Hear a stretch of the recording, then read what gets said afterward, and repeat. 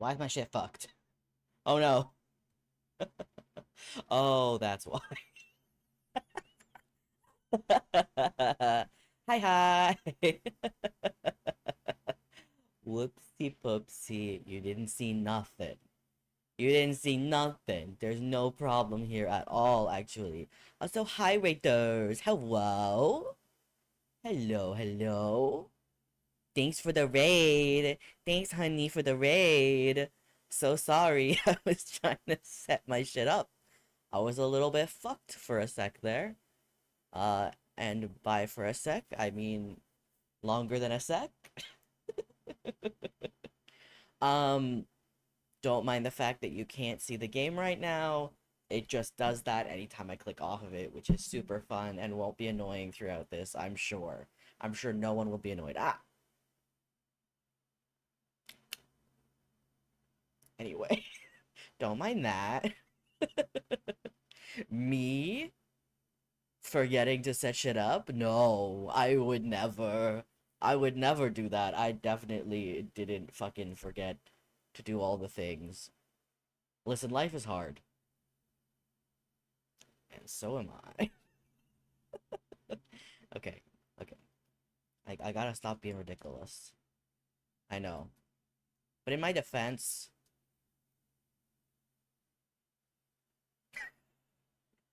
you like my my defense?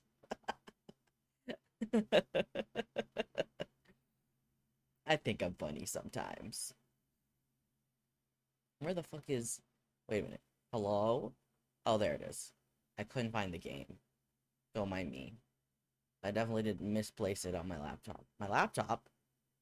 On my PC. Yikes. There we go. Now it's loading. Bang, bang, bang. Bang, bang, bang, bang, bang, bang, bang, bang, bang, bang, bang, bang. Bang, bang, bang, bang, bang, bang, bang, bang, bang, bang, bang, bang, bang.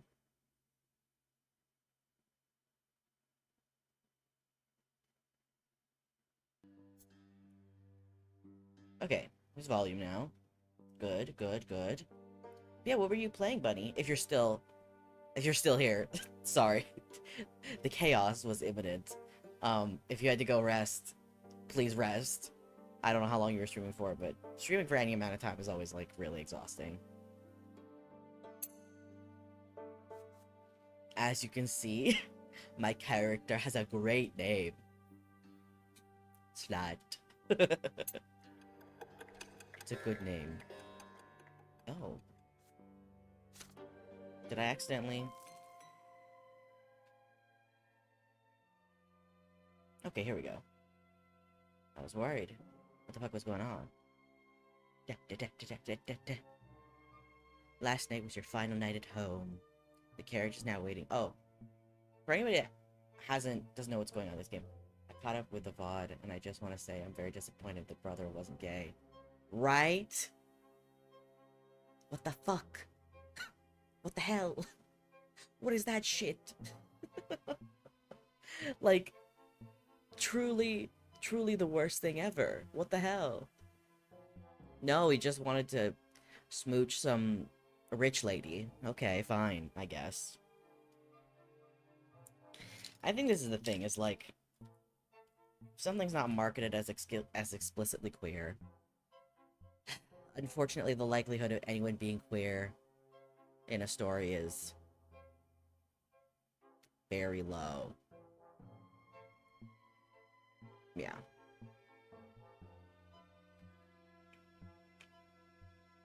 Okay. Last night was your final night at home. The carriage is now waiting at the gate, ready to take you to the capital. The clip-clopping of the idle hooves against the cobblestone. Count the seconds before your departure. Why is my reading so fucked right now? You take one more look at your parents' house and recall your childhood spent there.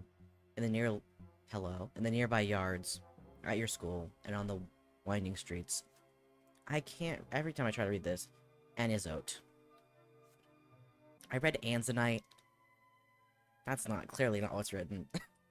Anizote? Anzot? Eh. Reading hard. You clashed with the greater world around you and survived. You felt the tingles of emotions for the first time. You were taught by the school and the stress. What? You were taught by the school and the streets. Explored the city for your birth, and learned something of its past. You witnessed firsthand events that will be remembered by history for all time. All this is yours now, forever. Forever. You saw death, lesser death followed by rebirth, and the true death that takes and never gives back. You saw death lying in wait to strike the unaware, like a beast stalking its prey. You saw grandfather's angry grimace, lit by the flickering flame of the lamp. The Archduke's cavalry trampling those who stood in their way, and your older brother's bloodied sword slicing through the air. Death has followed you from a very young age. And yet you live on. You have a friend who has been by your side all these years, Thomas, taught you many things. How to take a hit, how to keep your word, and how to remain true to your own self. And now Thomas is walking the streets. What? Is walking to the same carriage as you are with a heavy bag slung over his shoulder. Your friend will remain your companion for the time being. For the time being. Foreshadowing? Ahead of you is a long trip towards the capital and adulthood. For the first time, you will be away from your family and home. What awaits you in the future? Bum ba ba. Yeah.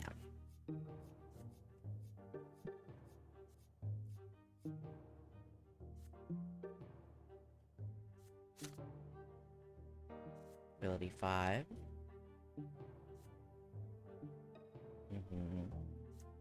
Hopeful.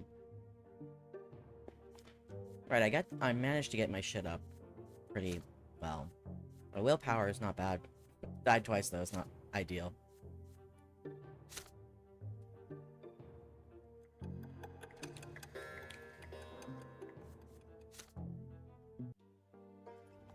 Leaving my hometown behind, I set out for the capital of the Empire. There, I would discover my role in society.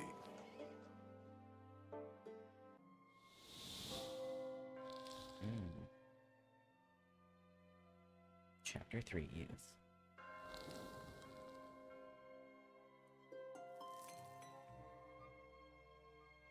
The driver flicks the reins, the carriage slowly sways as it starts moving away from your home.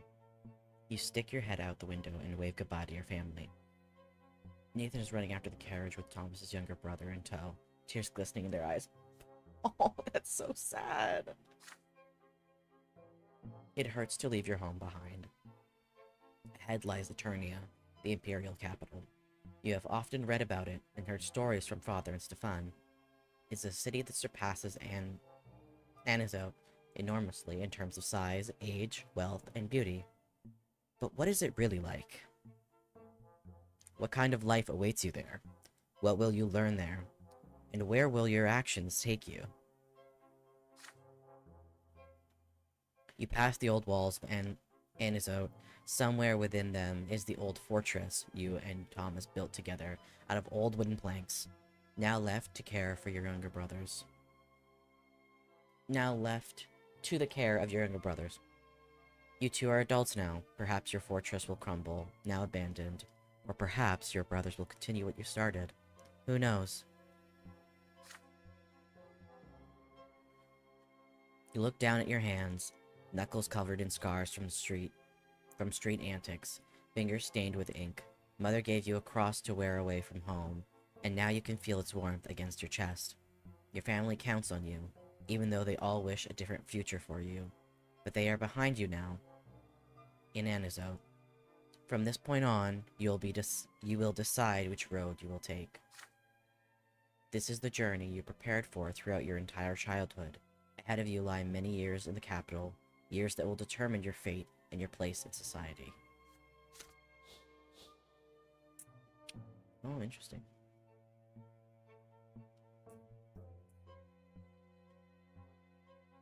These are your personal qualities in adulthood, which you will use for the rest of your life. They are some of the qualities that you have gained in childhood and adolescence.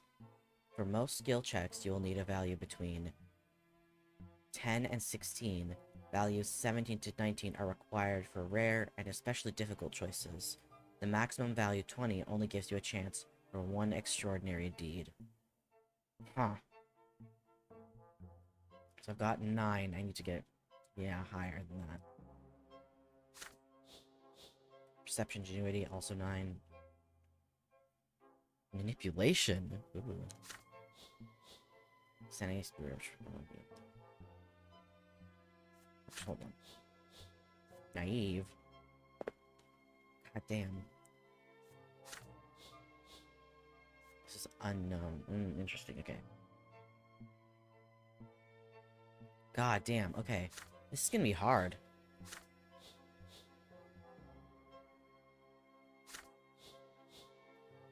Oh, here we go. Determined and nobility. Yeah. Mediocre fighter. Okay.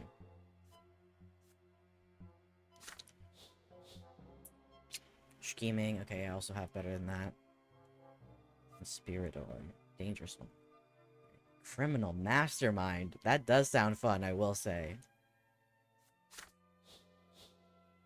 Vision, spirit. Eloquence. Clear speech. Interesting. Okay. We'll see how these work. Path of the Lotless. You remain in the common estate, with no choice but to fend for yourself and make your own way in the world. Remain a commoner. Path of the Priest. Interesting. You enroll in the seminary, hoping to become a priest, and assume the lot of the clergy. Oh. Path of the Nobleman. Like your father and grandfather, you enroll in the Imperial College, hoping to become a judge and a nobleman of the mantle.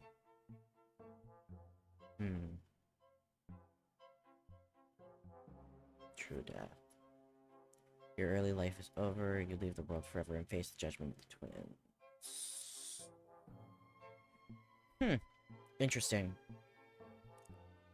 Generally, I've tried to... Actually, you know what? I will see what happens if I do true death, because I can then go back to the beginning of this chapter, and then I can just fly through the other shit, you know what I mean? I have a feeling we might replay this chapter a couple times, we'll see. Or at least make some different choices. I don't know. Oh, holy fuck.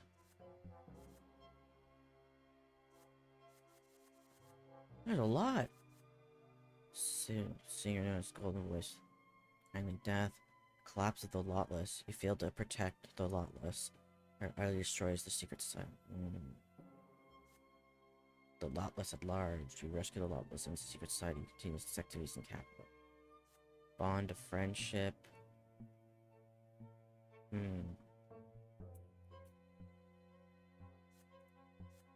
Chilling faith. You side with the new faith and support the transformation of the church. Interesting. You side with the old faith and seek to defend its foundation.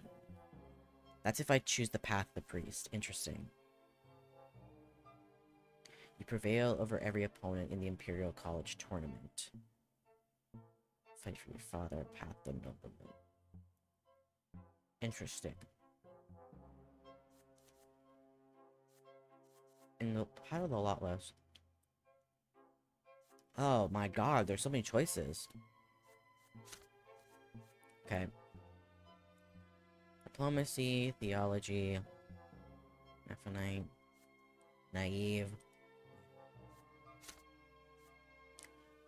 conspirator, clear speech, and mediocre fighter.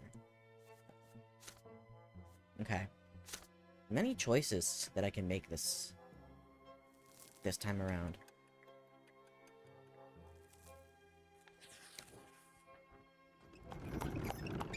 Takes a whole month to reach Eternia. Eterna? Whoops, I think I've been saying that shit wrong. You and Thomas spend the days wagging your chins and staring at the scenery as your carriage makes its way along the road and towards the next province. Soon it crosses from the familiar barren arid lands of Magra to the stately mountains of Illyria. During one of your many stays at a roadside inn, the two of you even manage to share a whole bottle of strong wine and keep it a secret from the servant who drives the carriage. Adult life feels positively intoxicating. Eternia. Yeah, thank ya. Dyslexia is strong in this one. Thomas Guerrero. Soon I'll tell you. Soon we'll be there. And I'll earn my sword as soon as I get accepted into the military academy. You'll see. And then nobody's gonna walk all over me like I'm some commoner. You keep rehearsing everything they taught you in school. Soon you're almost at the end of your long journey. You've left behind the arid rocks of Magra, the mountains of Illyria, and the flooded meadows of Archnia. Eterna. Fuck me. Eterna? The capital is right ahead.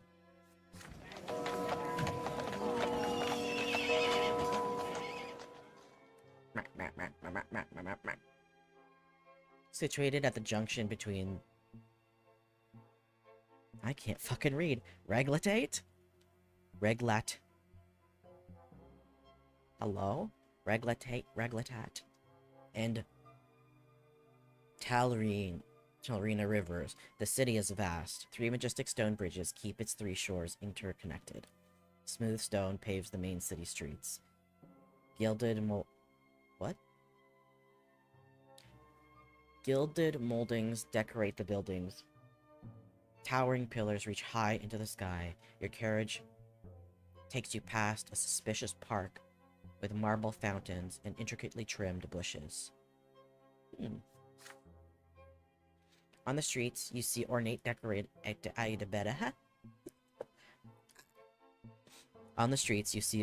decorated carriages bearing Archnean coats of arms and abundant merchants' tents, filling the streets with beckoning cries and unusual sightings. The spire of ancient temples dot the city skylines.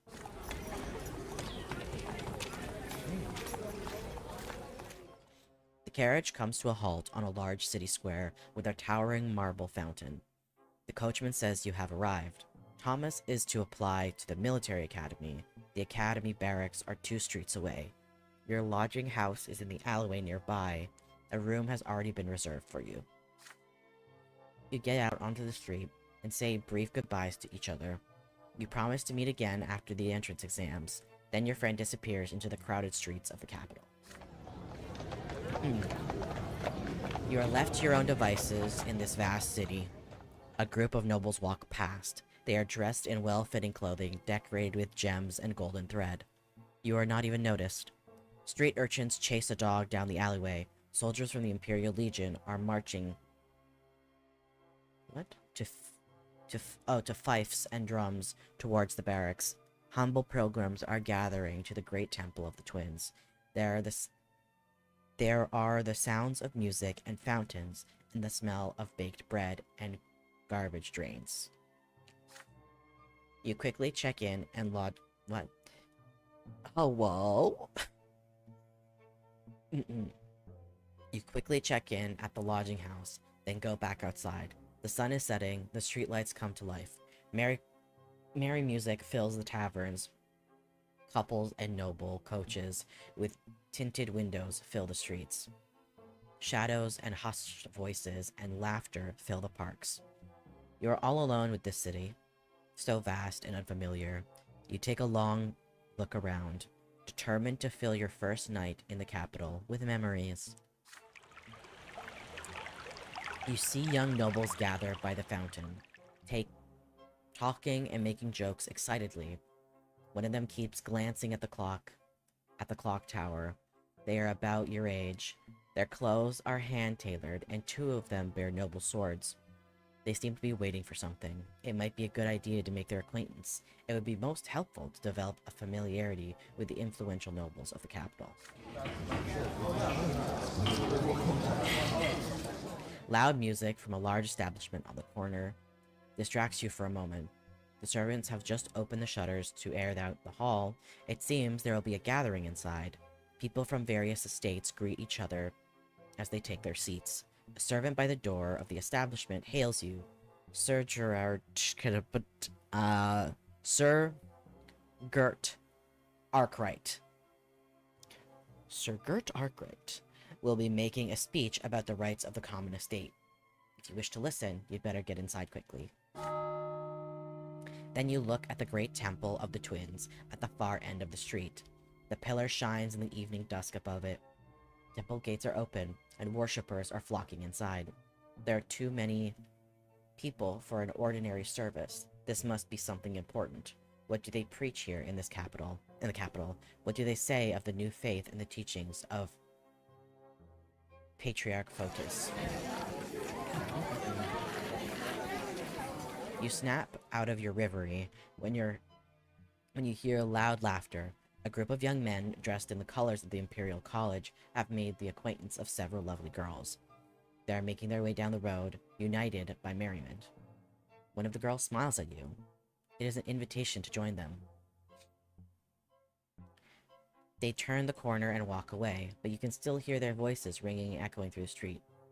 A night of rivalry and joy. Loud fun doesn't sound half bad. This is your first night in Eternia. No matter what you choose, you will remember it for a long time to come. That's a good question. What do I do? Ah, interesting. So this will bring up my diplomacy and manipulation. There's the archbishop's speech. Manipulation, eloquence. Well, the twins. Theology, eloquence. Run after the students. Let's just bring up my willpower. I want to bring up my diplomacy and manipulation. So I think that's what I'm gonna do.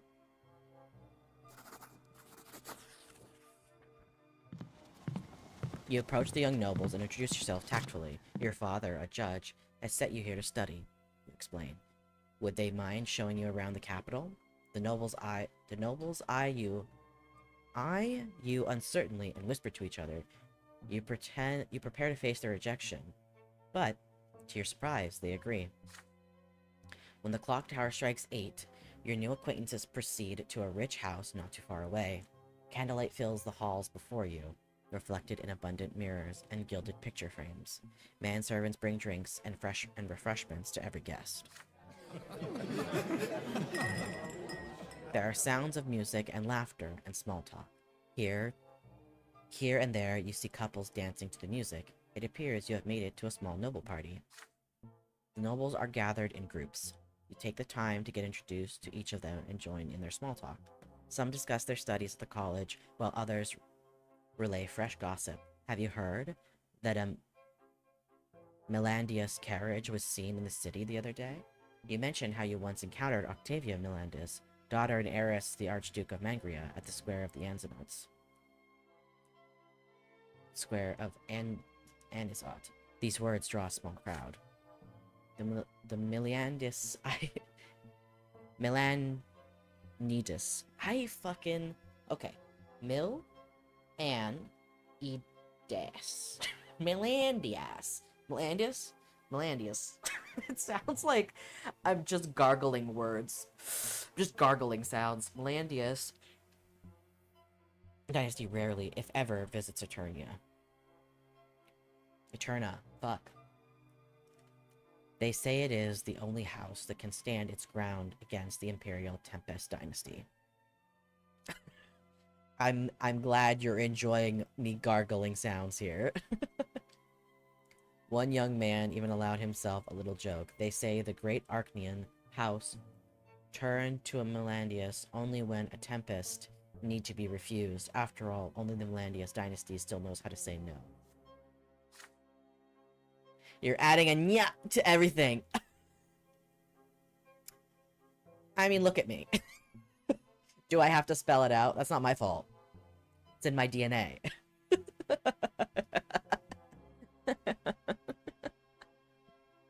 But there is more. It turns out all humans owe the Melanius dynasty for their foray into nobility.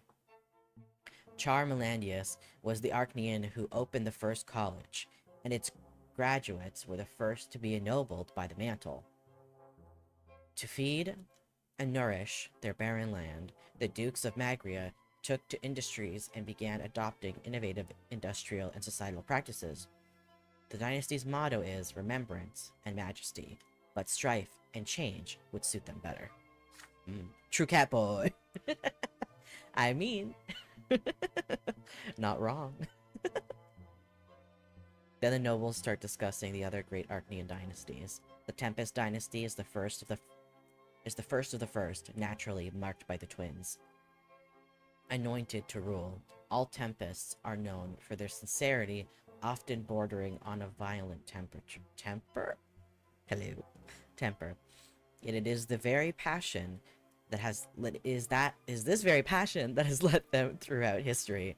The Tempests have been chosen by the gods to rule the empire. Arr, arr, arr, arr, arr, arr. Words hard. The Diamante dynasties.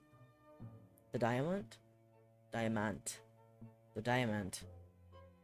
dynasty are the main supporters of the emperor's family, honor personified. The Diamonds preside the Archean courts of honor that remain throughout the empire in spite of the public taboo. These courts hold more sway over the laws and the lives of the nobility than imperial edicts or prefectural authorities. Some mention Patriarch Junius Diamant, the black sheep of his own dynasty. He preaches the new faith that rejects the lots and stirs the minds of the common folk. The Orgriff dynasty is another noble bloodline favored by the emperor. They zealously advocate the twins' faith and see the empire as the union between heaven and earth. Every year, the Orgriffs donate enough funds to build new temples across the empire. Okay, this is. I want to get to making choices. There's a lot of reading of lore that I don't know I'm fully grasping anyway. The Mongra dynasty is an ancient, controversial name. The Mongras often speak in favor of removing humans from nobility, restoring nobility as a solely Archnean privilege, and returning all human-manned offices in the Empire to the Archneans. Many gossipers accuse the Morogues of plotting against the rule of the Tempest to bring back the old Archnean Republic and the joint rule of the great Archnean dynasties as it existed long before the Emperor first came to be. Discussion of courtly affairs and noble dynasties soon gives way to cultured entertainment. Expensive wine flows like water. You too ask a couple noble ladies to dance and show your skill. You return to your lodging room in the small hours of the night with just enough strength left to undress before your aching head and feet make you collapse.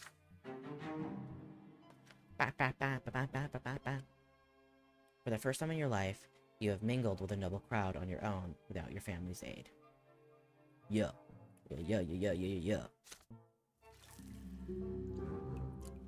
Arrival to the capital. You arrived in Eterna. You heard nothing. Shut the fuck up. The ancient capital of the blessed Archnean Empire.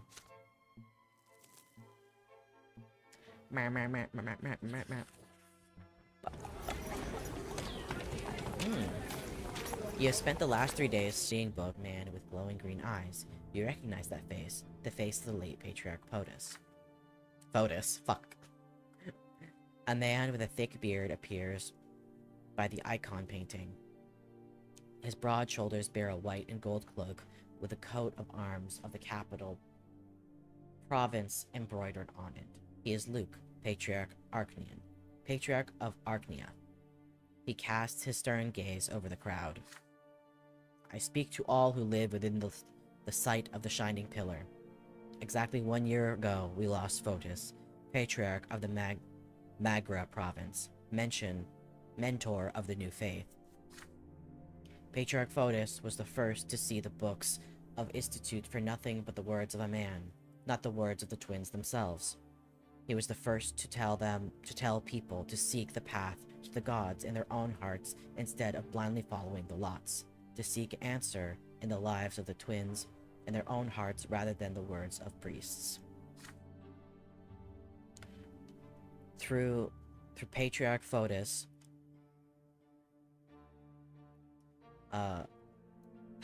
hello?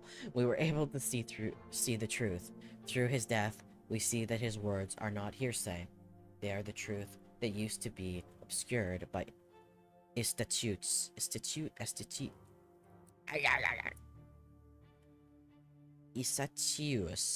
lies. I can fucking read. And now I bring good news. Patriarch Junius Diamant has seen to it that our teacher will be canonized as a saint. Yes, Junius Diamant, an Archnean from a great dynasty and the patriarch of Ansitina, has joined the new faith himself, and through this we hope to enter the empire, hope that the entire empire will soon see that our doctrine is the truth.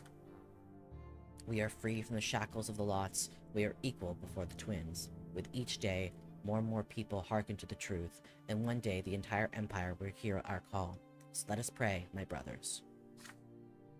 The believers around you bow their heads in prayer and thank the twins, not for the lots they were given, as they usually would, but for the chance to choose their own path. Patriarch's sermon is inspiring. It compels your hands to meet in a sign of prayer. It compels your lips to repeat the words of the new faith. Patriarch Luke's sermon forms a cadence, and your heart beats in time with it now. You recall the murder of Patriarch Photis a year ago. It seems more patriarchs share his doctrine now. The news of Junius Diamante joining the new faith is stunning. If an Archnean from a great dynasty has sided with Photis' doctrine and agreed to see everyone as equal under the twins, the new faith must truly be putting down roots. But suddenly, several figures appear by the podium. Figures clad in black with glinting silver on their sides. Inquisitors. They push through the crowd and form a circle around Patriarch Luke. One of these priests rises before the crowd. He is clean-shaven, tall, with chiseled features. Everyone falls silent at the sight of him. The Inquisitor speaks with a booming voice that can be heard by all. I am Father Ulfrich. In the name of the twins, and by my right as Inquisitor, I order you to turn around and leave. The words you're hearing are full of lies. Patriarch Luke has set out to poison your hearts and minds, and the Inquisition will not allow this heresy to spread. The only true path in life is the will of the twins. Life offers us no other choice. You are hereby ordered to disperse at once.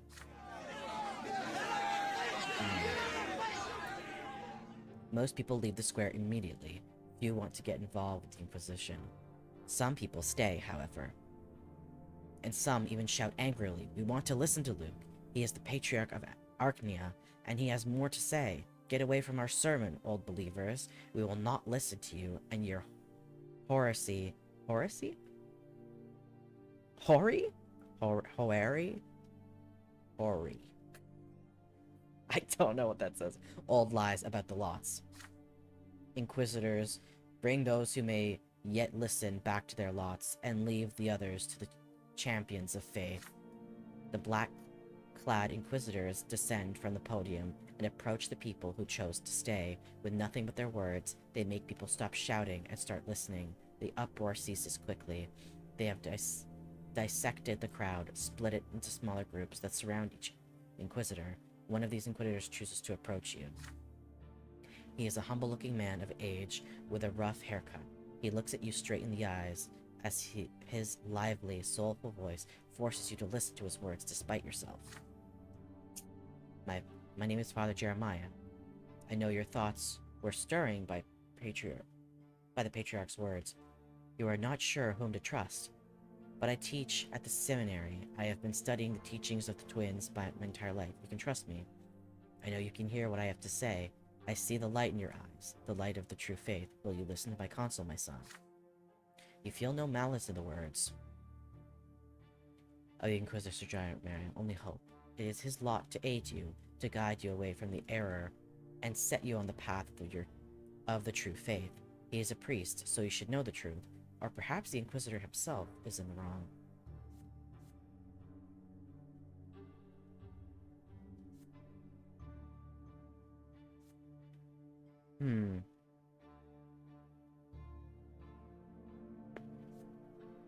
Okay, so wait, okay. You accept the Inquisitor's counsel. You argue against the Inquisitor in favor of the new faith.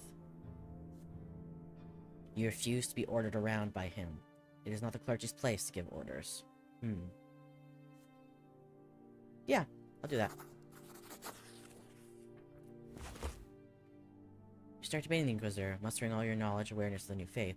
Thoughts are an error introduced by Estatus.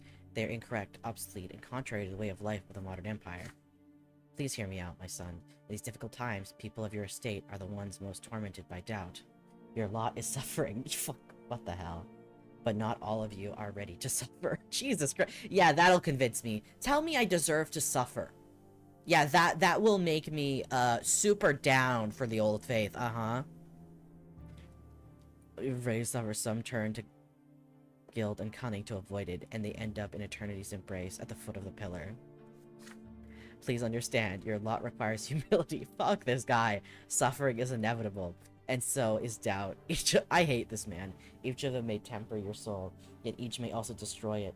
But know this, if you have doubts, you are always welcome to the temple.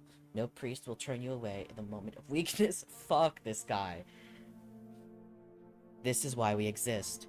To fortify faith in the hearts of the people. To bring the word of the twins to those who have gone astray. Fuck this man. Know this, the Inquisition does not imprison everyone suspected of heresy. We exist to protect souls, to guide and save them. We pursue dangerous doctrines and seek to rescue every soul we meet. Arrest or execution is our last resort. Fuck this man, fuck this man, fuck this man. Reserved only for sinners beyond redemption. You can see that I am merely speaking to you right now. I have not resorted to force, nor am I giving you any orders. Do not resist this, but rather consider the following. Did the patriarch speak the truth? You answered that Luke's sermon was far more convincing. That Father Jeremiah's words, everyone blindly heeds the writings of Estatus. I can't fucking read that word. Who is but one man who decides he had the right to define the lives of generations to come. But people have the right to free will, you say. They have the right to choose their destiny and to bear the burden of their choice. Father Jeremiah sighs in response. It saddens me to see that you have been led astray so easily. Fuck this man. This isn't a threat, by the way. No, for real, that's exactly what this is. This isn't a threat. Do you see how I'm not touching you? I'm not forcing you into prison right now. Like, hey, what the fuck? What the fuck? You're crazy. You're crazy. You're nuts, dude. Astray so easily, yet you are young. You should seek to learn the truth on your own. If you truly believe you can interpret the will of the gods, perhaps you should become a priest yourself. If you come to the divine seminary and prove you deserve the lot of the clergy, you will be accepted. I teach there. And I am always happy to see students of considerable talent, even if they have been led astray. But for now, you should leave this place. You will learn nothing by facing the champions of faith. Leave. With this, Father Jeremiah leaves you and proceeds further. You leave the square freely, your dignity preserved. The remaining people in the square continue arguing with the other inquisitors. Armed champions of faith stand nearby. But they do not intervene. Luke and his retinue can no longer be seen. You walk back to the lodging house, mulling over Father Jeremiah's words about the seminary. Your family sent you to earn a noble title, but you have an opportunity to become a priest, of the old faith or the new. If you see your destiny in service to the gods, no one has the right to stand in your way.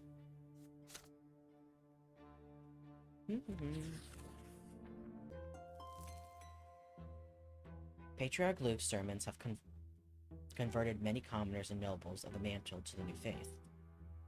There are now several temples in Eternia that follow the new canons. With Luke's blessing, this has led to no small amount of anger among the followers of the old faith. Two mighty bishops of the church lead the new faith.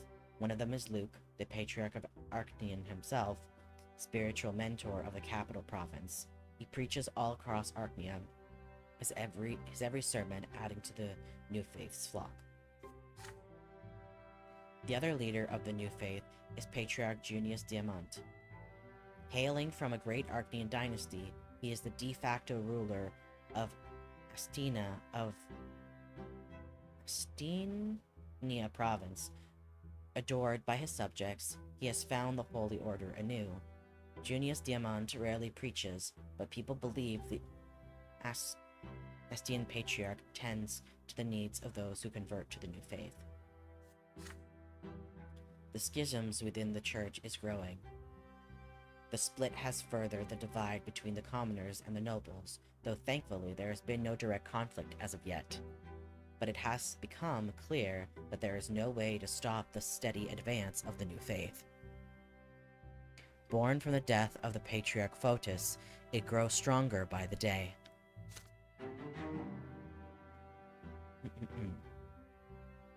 Order's gone down by 1. Do.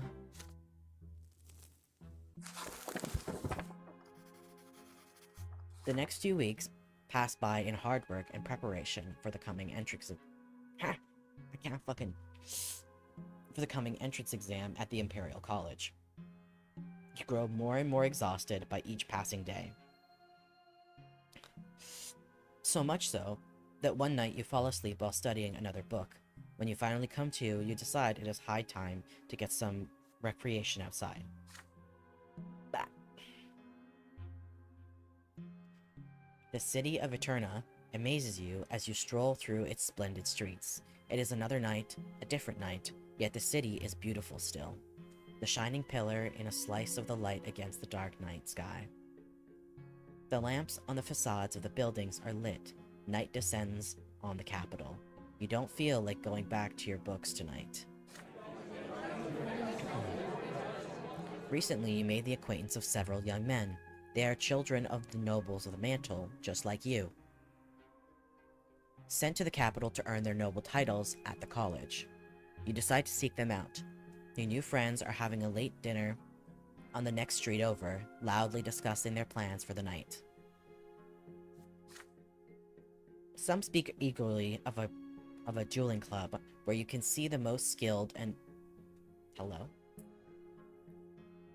ardent jewelers in the Empire doing what they do best. You have never seen professional jewelers fight.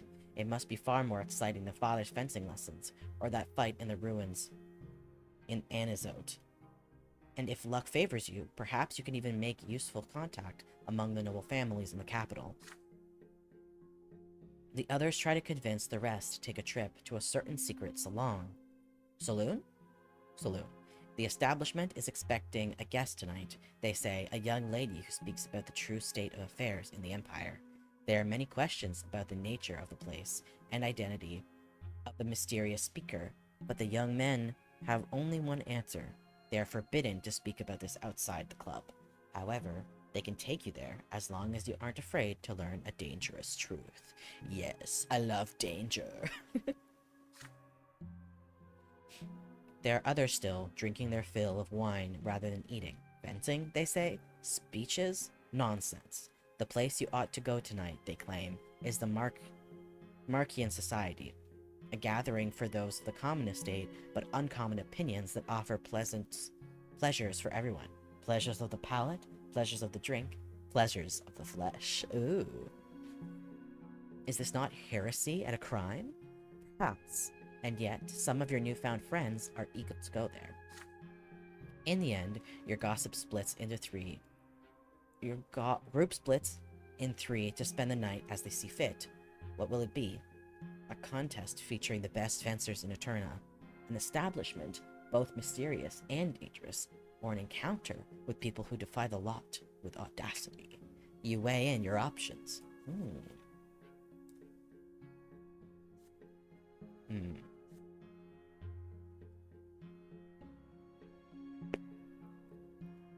Interesting. This brings up my theology. This brings up my scheming. And this brings up my valor. I kind of want to do this. Let me see what this is. I mean, listen, a night of sex? Sounds good to me. You wander through the alleyways of Eterna with your group of pleasure seekers, with your group of pleasure seekers, until you finally reach a towering stone building with purple pillars. Such a show of wealth seems ludicrous. You would expect something more humble and modest for a society of commoners. The air inside is stuffy and filled with noise. You smell fragrance, tobacco, and sweat. The hallways are covered in soft carpets, people wandering through the building, dressed only in light cloaks that leave their chests and shoulders bare. You cannot tell which estate they belong to. The main hall is enormous. On the floor, you see dishes full of exquisite food, including meat, fruits, and sweets. There are many beds spread out across the hall, on which men and women are engaging in shameless pleasures of the flesh in full view. Their cries and moans fill the building with cacophony of lust. In the very center of the hall is a circle of shouting people. Inside this circle are two half-naked men. One of them is busy punching another in the face. You can see bone through his bloody knuckles, yet they keep fighting. What is going on here? A man dressed only in a thin, translucent cloak offers you a cup of wine. You accept it and take several big gulps. The spirits warm your body and bring you to the tranquility you desire. Next, you are offered a pipe with an odd smell about it. You hesitate, but still put it to your lips and inhale. The strange smoke clouds your mind, but a few moments later, your head feels clear and unexpectedly light. You stumble forward in a strange state, bumping into people until you reach the feast on the floor. The meat is incredibly delicious. The wine, too. Your doubts and fears are gone. This place is worth any risk. The cries of the people in the house ring in your ears. Accept pleasure, reject suffering. Why wait for the peak of bliss? Why wait for the peak if bliss is waiting for us right here? A silly, intoxicated smile appears on your face. You nod and shove another piece of meat into your mouth. Strong arms wrap around your shoulder. A stunningly handsome young man. Do I get to be gay? Strong arms wrap around your shoulders. A stunningly handsome young man has approached you. His flowing, fair hair falls to his bare chest. He is dressed in nothing but a thin loincloth. He kisses and licks your fingers gently, then guides your hand to his chest. I thought I wouldn't get to be gay. Aww.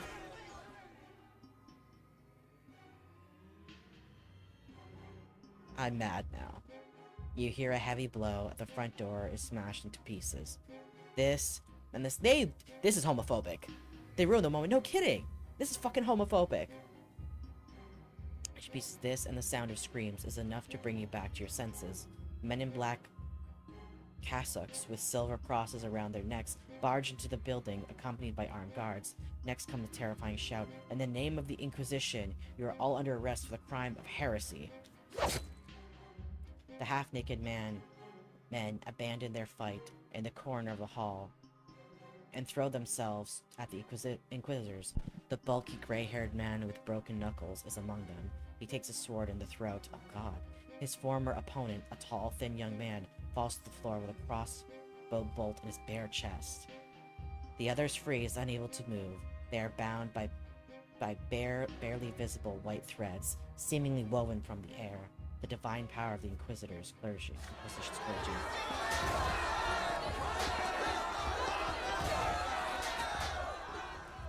I'm upset. Panic spreads throughout the house. Intoxicated and exposed men and women rush to the front door, but the Inquisitor's allies await them with their swords and ready. You dash away from the door into a room with an open window. You jump outside and run. Run until you are out of breath and out of strength. Your jacket was left inside, and your torso is uncovered. The cool night air does wonders to clear your head as the pillaring lights your way through the alleyways. At last, you return to your lodging house and tumble into bed. Your feet hurt, your throat aches, your breath is ragged. Your eyes still see the horrors of the night. Grown men immobilized by the twins' divine power. Bloodied bodies cut down by steel. Naked pleasure seekers with faces distorted by fear. Perhaps the Inquisition has rescued you from the worst era of your life. No! No! This would have been great. I'm pissed. And they would have led you to the foot of the pillar. Who gives a shit? I'm mad. I'm fucking angry. I'm pissed. I'm fucking pissed. That was the closest I got to being able to fucking be gay? What the hell? There better be another option now. I'm gonna be so mad if that was my only choice. You are one way to the large library in Eternia to study for your entrance exams. It's right next to the college. The streets are full of people, everybody is excited. You hesitate for a few seconds and let your curiosity get the better of you and head towards the place where you will soon study. Before long, you hear the shouting. The Great Chancellor is about to give a speech about the future of the Empire.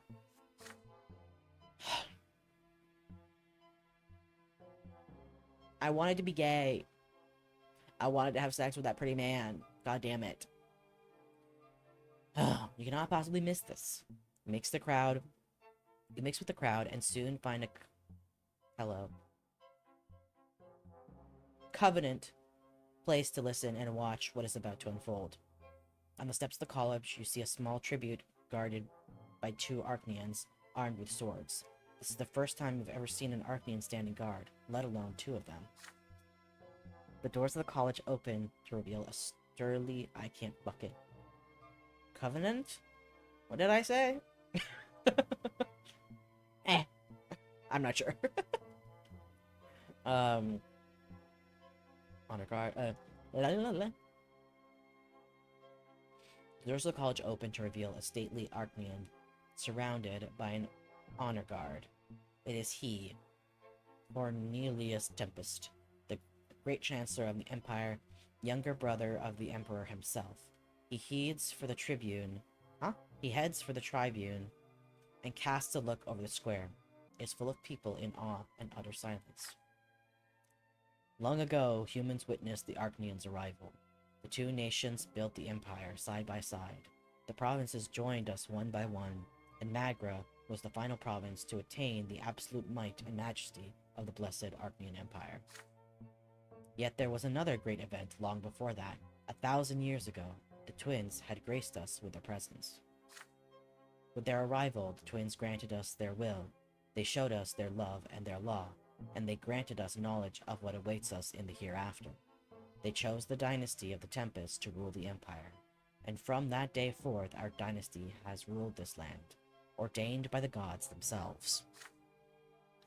However, it is our duty to the twins not to seek power for power's sake, but rather to lead the Empire to further prosperity, and so the Great Imperial Council is soon to review and adopt a new set of laws called the Creed. Under the Creed, all estates will be granted rights. Under the Creed, there will be one law for all Imperial citizens to obey, human or Archnean, from the lowliest commoner to the Emperor himself. The strife among the estates will end. A single law will resolve all our quarrels. Glory to the Empire. The Great Chancellor throws his arms into the air. The crowd murmurs and applause in approval. The Cornelius Tempest casts another look over the crowd and leaves. The crowd disperses. The sound of agitated discussions are everywhere. Is it true that the Emperor's dynasty seeks to grant equal rights to all estates? What will happen to the Empire then?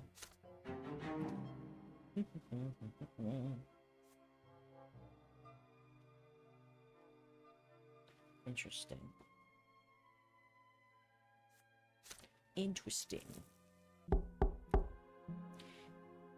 It is early morning. You have been awake since sunrise, studying. There is a knock at the door. Is it a letter from home? Or a hotel servant? You open the door and freeze, stunned. Sophia. Hello. Hello, Brante. The girl from your past. Before you, before you stand Sophia, the girl who used to live next door. She's all grown up. She looks so different, but you would always recognize those blue eyes, no matter what. You gesture for her to come in. Sophia enters the room, glances around, and sits in an armchair. You eye the girl you used to know as you sit across from her. But the young woman you see now has little in common with the girl you used to know. There is cold steel in the way she looks at things. Her hair is cut short. But what is she doing here? I can explain. I've been living in Eterna for a long time now, ever since I ran from Anazote. I heard the other day that you'd left for the capital to get into the college, so I found you, and here I am. You ask how Sophia learned about your arrival and where you are staying, but she answers your questions with an enigmatic smile. Well, we'll get to that later. Right now, I want to see how much you've changed since we last saw each other. As for me, I've changed a lot. I'm a whole different person now. You look away as you recall your previous encounter, back when Sophia ran away from her Archnean master. Sophia chuckles as she continues. Would you like to know what happened next? I traveled through the entire empire all alone. I had nothing. My journey ended only when I reached this place, the capital, with all its important people and events. This is the heart of the empire. It's a place where I can make a difference. I made friends here, found people I can truly call my family. I've even gotten an education of sorts, and I have a purpose now. I fight against injustice. I fight against the lots. I fight those who treat our lives like mud on the pavement. An ad is about to play. So, I'm gonna let that happen. And, y'all go piss. Stretch your legs. And piss. Wow.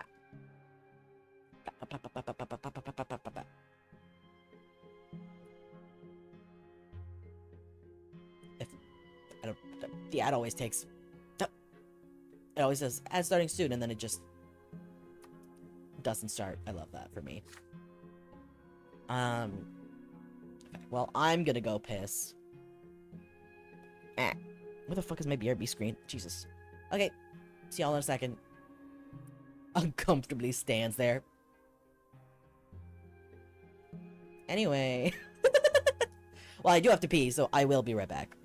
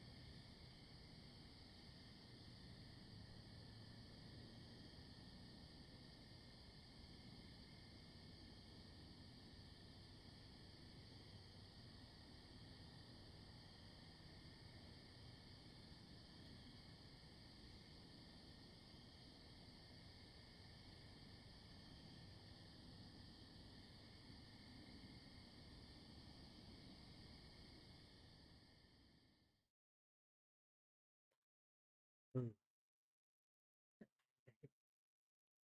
Sorry.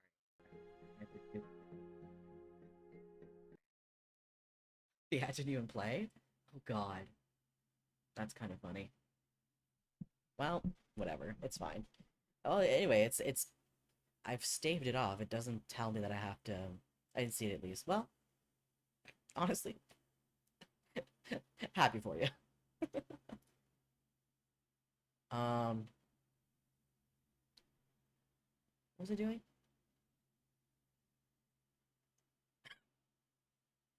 Distracted. Um, right. Sophia. Sorry, I'm having a problem with. Okay, you know what? I am going to talk about this. Is my stream. I can yap if I want to yap. I I've been having a problem with my headset for a while. I have to like.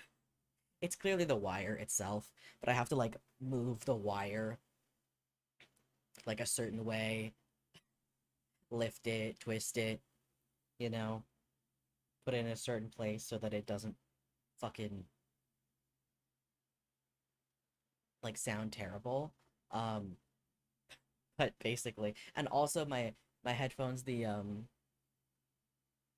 you using your headset mic or a different one? No, no, no, I'm not using a headset mic. Oh my god. I have a really nice microphone. I hope it sounds good because this thing was expensive. Um, but it's just like to hear through my headphones specifically. It does. Okay. I'm glad. Oh god, I was like, "Oh no. Oh no."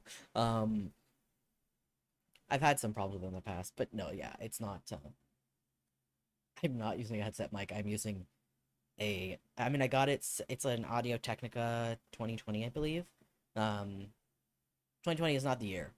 By the way, I think that's the like the mark or something. Um but I got it secondhand because I knew this thing is expensive. Secondhand it was still expensive, but yeah. But yeah, it sounds great. At least as far as I can tell. Um but no, it's my headphones themselves that I have an issue with. It's not the microphone. It's like the wire that attaches to my headphones. So basically, just it doesn't affect you guys. It doesn't affect your experience at all. It just affects mine. But yeah, I had to get some replacement things for the headphones too because the headphones themselves, the what are they called? The thing that goes over the ear is like really worn down. Um, and then so is the wire. So I mean, I've had these for 3 years now. So, you know, they're good headphones, but the wire is a bit fucked, and the over ear thing has worn down. So, needing to get that stuff replaced.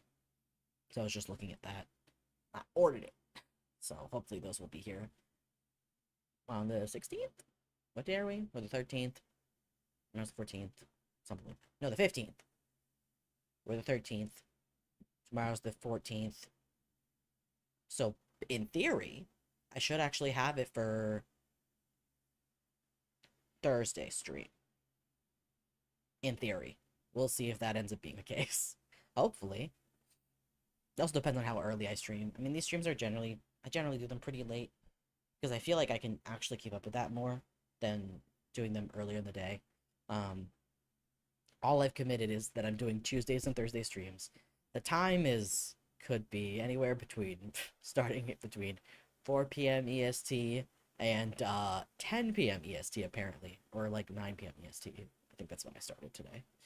Yeah. Anyway, okay. Oops. Hold on. Sophia, right. I know, I'm not afraid to tell you that. I came to you for a good reason. I need help. I know you. I have faith in your good heart, and besides, this is about the Imperial College you want to enroll in.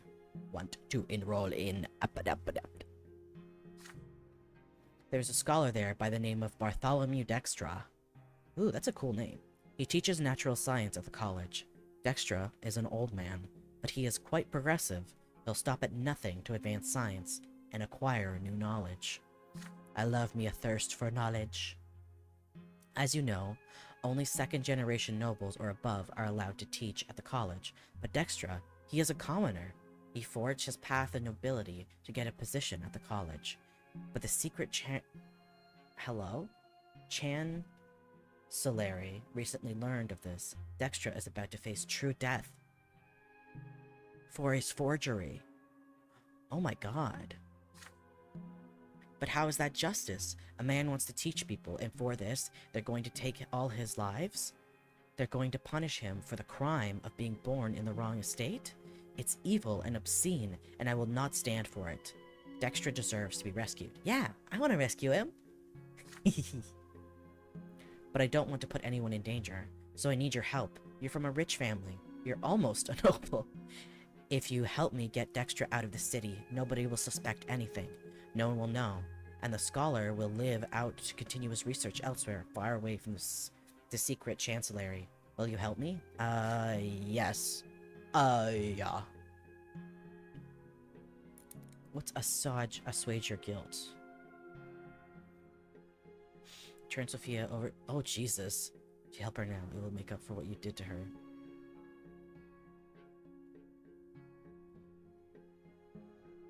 Interesting. But I didn't turn her over. You feel perplexed by Sophia's sudden request. She is asking you to break imperial law and undermine the works of the secret chancellery to save the scholar. Rescuing Dextra would be an adventure, but it would also be incredibly dangerous. You literally were almost murdered last night by doing something that was against this place's law. So, and besides, Dextra is a fake noble. He resorted to lies and deceit to get his current position. How much does this matter to you? Sophia's blue eyes are studying you, awaiting for your reply. Man, I'm obviously gonna route her.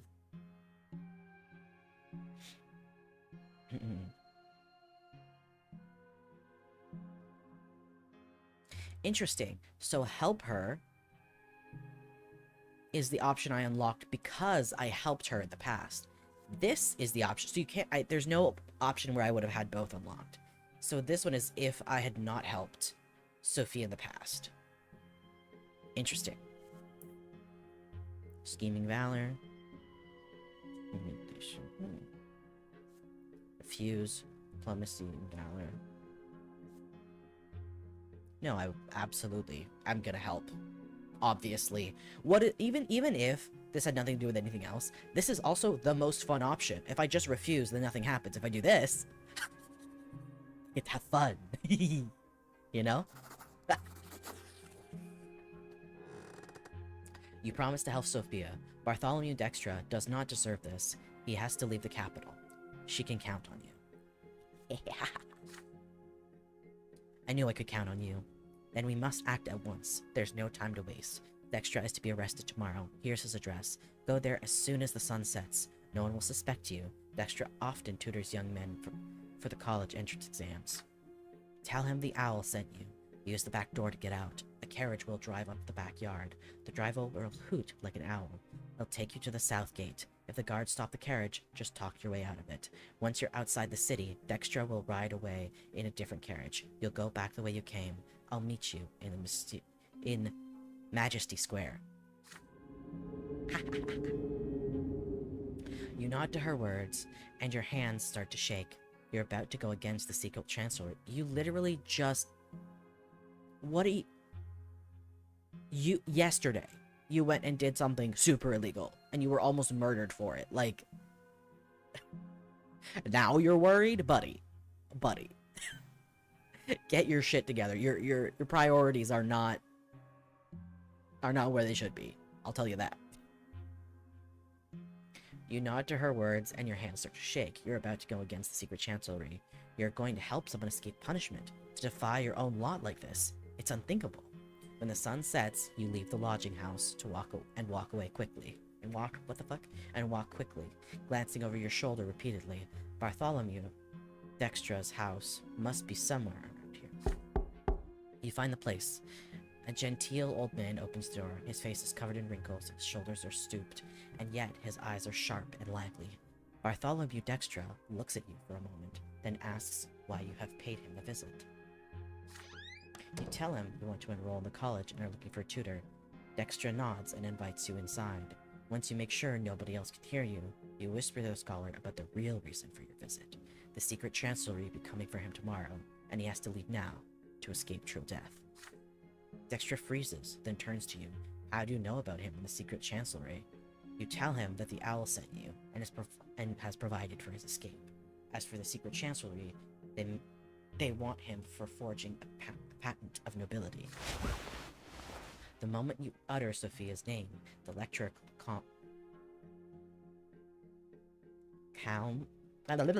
calms down and starts packing for the journey. You watch him distractedly and notice that he lives in a rather austere fashion. It does not take him long to pack.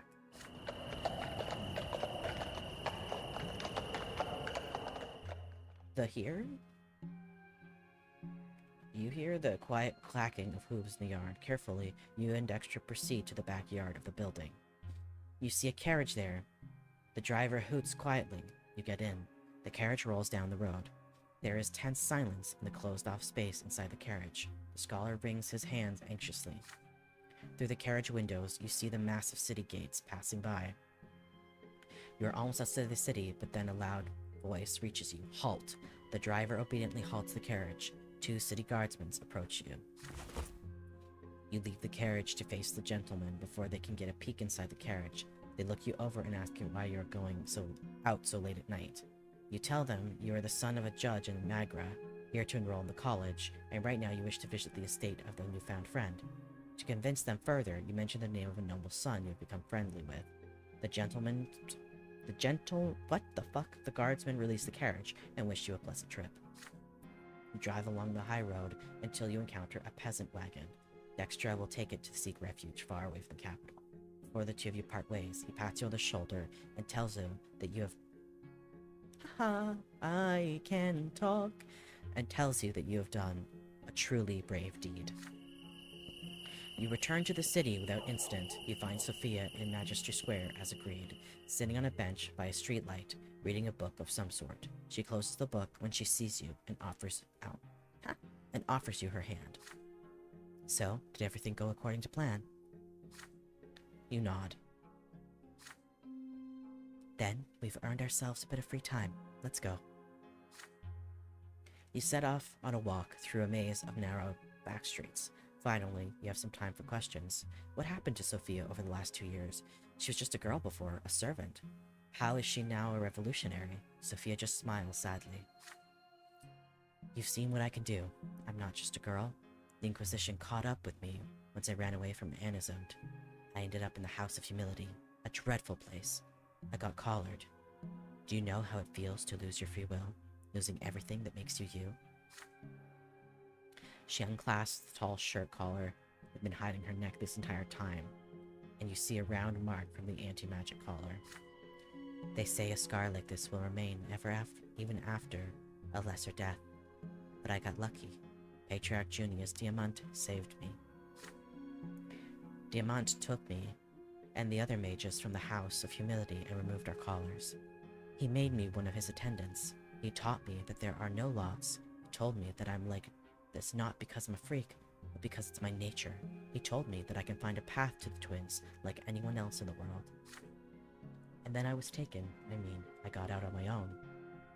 I found my own lot to protect the common people from the noble yoke, to help others who are as unlucky as I am, to fight for a different world where everybody has equal rights, a world where mages don't get robbed of their will just because of one aspect of their birth, a world where the nobles no longer tread upon the commoners. Yes, this is our dream, but we are still so far away from it. But I will keep moving towards it, and I'll stop at nothing.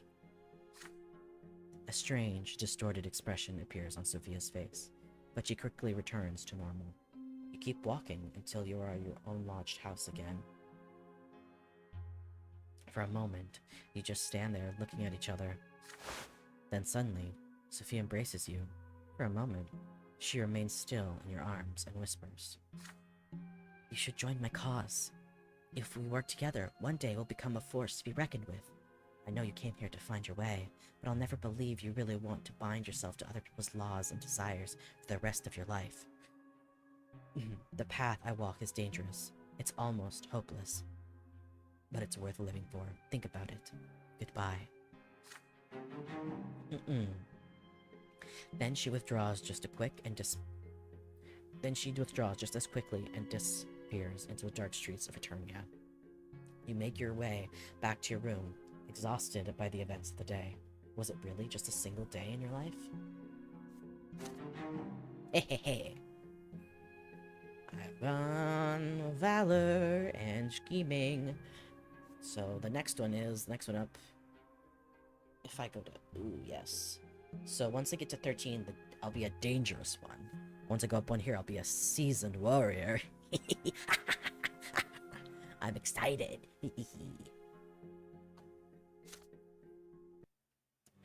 I will never forget that day. For it was then that I chose the path I would walk for the rest of my life.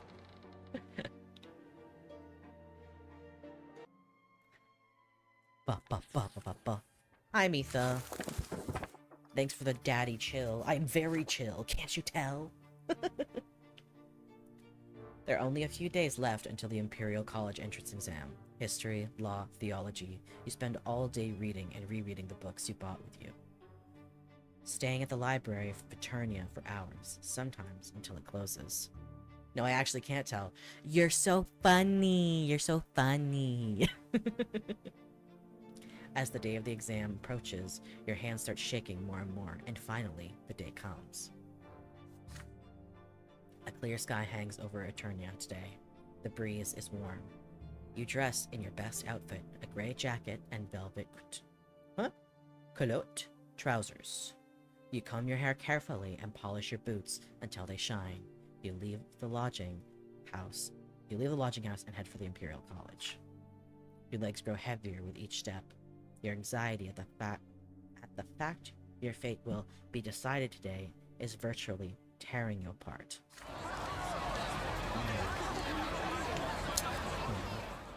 The college is a majestic building that looks not unlike a castle. In the square in front of it, you can already see several dozen people. Young men, sons of nobles, and the mantle like you, waiting for the college doors to open. Time slows to a crawl. At last, the doors open. A stately man dressed in a professor's mantle appears at the entrance. He is the dean of the college. The students-to-be fall silent as the dean gets ready to deliver his welcome speech. But the silence is interrupted by heavy footsteps and clanking armor. A squadron of warriors emerge near the college, led by Arcanian officers. Their banner bears an image of golden grains. The noble militia of the Monia province. What are they doing here? The nobles of Monia form a circle around the college, each warrior moving quietly and precisely until a chain is formed. One of the Arcanians is clad in an old-fashioned suit of armor. He is the leader of the militia. He locks the bars on the massive doors of the college into place, then proceeds the stairs to address the crowd loudly. Uh-oh. Commoners, before you stands Egregious of the Moreau dynasty, Archduke of Monia. By my will, the college is hereby closed and today's entrance exam is cancelled. Your lowly origins may make you unfit for the great honor of rendering service to the Empire, a right that ought to be available only to the hereditary nobles of the sword. The college's reputation has been tarnished. It breeds mock nobles who bear not a trace of noble blood. You belong in the lowly estate, but have forgotten your place. Cornelius Tempest and the other traitors to the Empire are indulging you by defacing the institute of the nobility for their lowly interests. A noble lot for those of lowly birth? How can this be? I will not stand by for this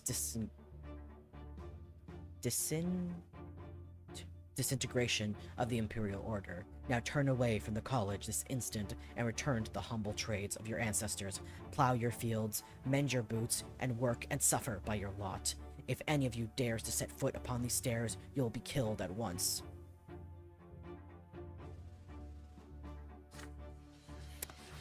Well, we know what I'm gonna do.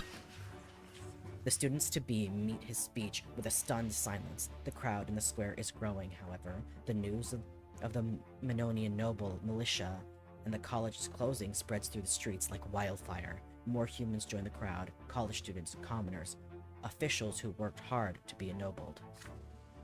Unrest grows around you. You hear people calling to rush Archduke Mongol's forces to take control of the college and defend your right to become a noble. The Emperor himself gave us this right. We have to fight for it. This is a decisive moment for all of you. The old gentry has challenged you. Will you accept this challenge? In the face of this shameful, illegal act by the Archduke's forces, you may prove that all of you deserve the noble lot. You will need to break through the concord, get inside the college, and take control of it. The nobles will never dare hurt you if your presence is strong enough. If you are ready to risk it all and fight for your right to the nobility, you will have to lead the charge. People keep coming to the square in the meantime, including students and teachers from Divine Seminary. The lot of the clergy is to guide others to the right path. When the estates clash, the priests are bound to intervene. The seminary teachers instruct their students to form a line between the noble militia and the outraged crowd. The priests began telling the warrior nobles and the riotous commoners to return to the preordained divine order, lest they provoke the wrath of the gods. The wrath of the gods. As the priest uttered these words, the crowd around you disappears. A vision appears before your eyes. The empire is ablazing. You see burning lands, steeped with pain and despair everywhere you look, rivers overflowing to extinguish the burning world.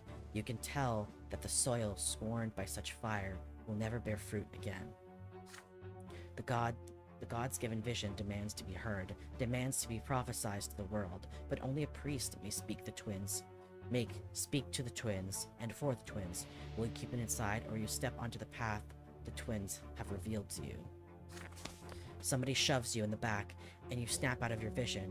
You turn around to see a small but decisive troop of commoners moving quickly through the crowd. They are led by Sophia.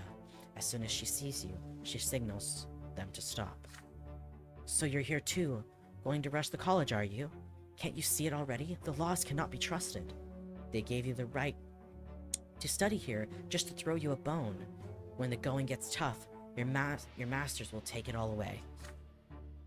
It's time for you to decide whether we are the lotless, and we are not putting up with this system any longer. We will fight for a new world. Are you coming with us, or are you going to submit to them? There are students and professors locked inside the college. Who knows how long Morong will maintain this siege, and what if they start slaughtering people? Neither group of nobles will care what happens to them. We're going to go inside and pull them out. Come with us if you're ready to take control of your own destiny. The tension in the square is palpable, and the situation is about to implode. Students, commoners, nobles of the mantle, followers of the new faith, all of them are gathering their forces to move on the wall of soldiers. They expect the nobles to let them through en masse. Surely they won't start a massacre. The lotless, led by Sophia, prepare to break through the siege to rescue the people in the college, and all the while the priests preach peace to both sides of the conflict. You know what they say? There's no such thing as... oh god, what's the saying? There's no such thing as both sides. Because if you pick both sides, you are picking the side of the oppressor. Right? Because you are picking the side of the status quo. And the status quo is that of the oppressors. And so, the church currently is choosing the side of the oppressors. Big surprise? Not at all.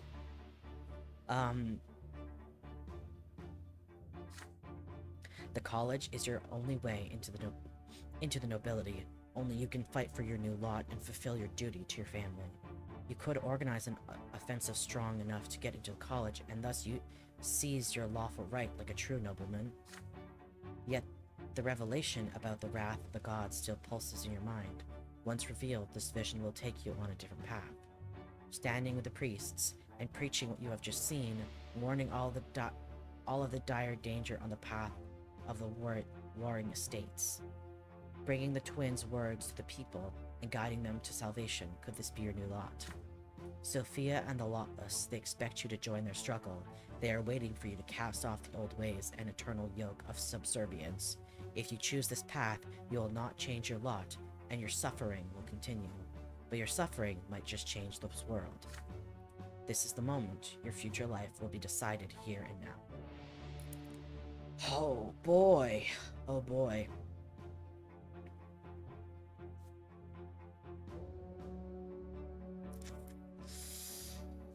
Yeah.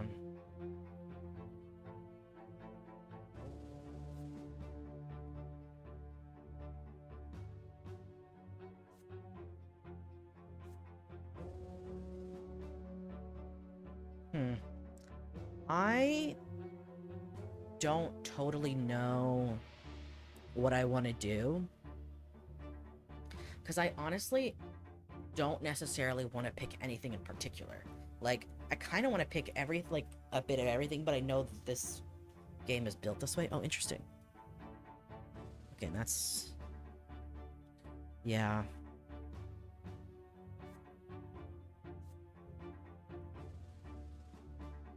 I don't see, the thing is, I don't see what doing this would do. Do you know what I mean? Like, how does this help anybody? This really does help, and so does this, right? You're actually breaking into the college.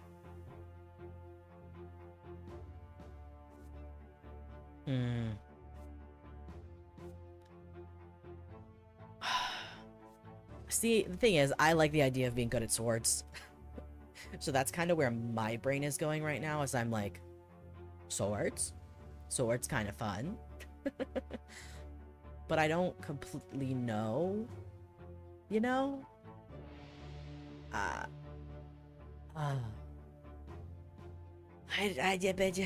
do I decide? Okay.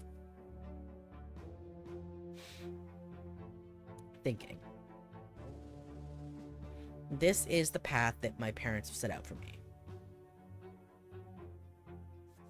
But this... Try to rescue the... I want to see what happens if I do this. I will come back probably to these things and try the other ones just to see what happens, but... You get to work, recalling the books on military tactics you used to study as a boy. You call out to the students and children of nobles around you and assume command. They hear you, and they listen. You stand together in close formation and march toward the weakest link in the line of nobles. More people joining you along the way. A veritable phalanx of young men, armed with nothing but determination against the noble swords. The noble militia readies their steel. The Arcanian officer in command of this section halts you and orders you to turn back. You step forward and give him your reply. These people are here to study the college the Emperor himself has decreed.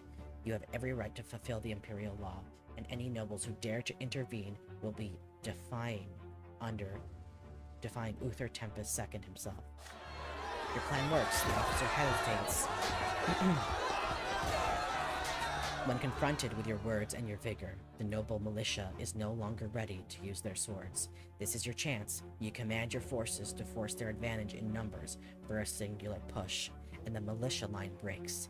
You reach the college gates. More people start running for the breach. The nobles get their bearings quickly enough to restore the line, but your phalanx is already inside.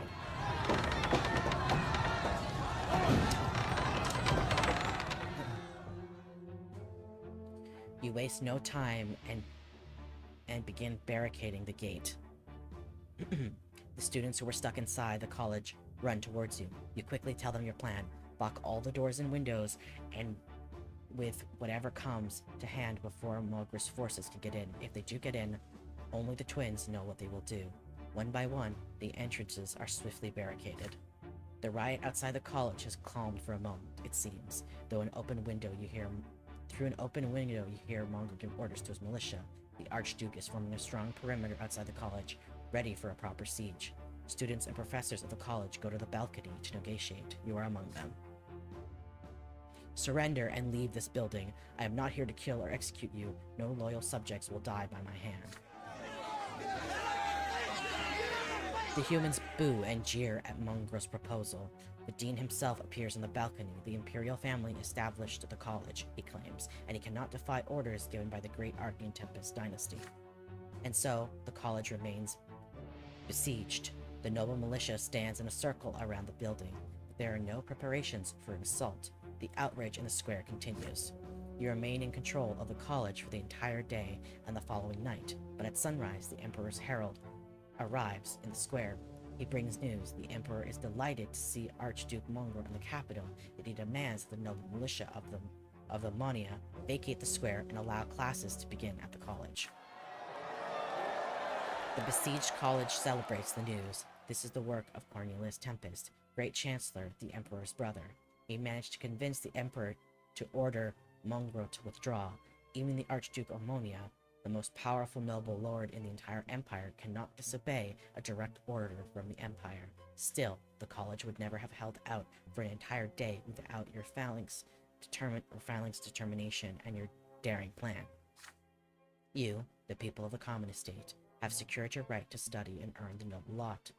The college is open again, and the entrance exams will take place in a few days. You aren't nervous at all this time.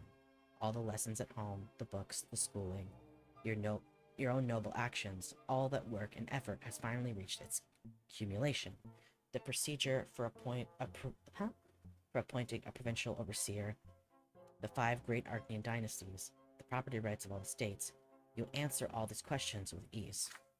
Hours pass, and the dean of the college reads the names of the new students to the young men gathered at the college steps. Your name is among the first. He praises what you did in defense of the college. People like you are the Empire's future, Sir Brante, he says. Sunlight fills the college square. It feels so soft and soothing here in Eterna, not as harsh as it is in Anizote. You watch the pillars shine in the night sky as you walk down the steps of the college. You're a Brante, the 3rd judge in the family, the man who will soon join the family's noble blood tide. You have seized your right to achieve the nobleman's lot. You should write to your father now. He'll be so proud of you. Go study in the Imperial College. Yeah.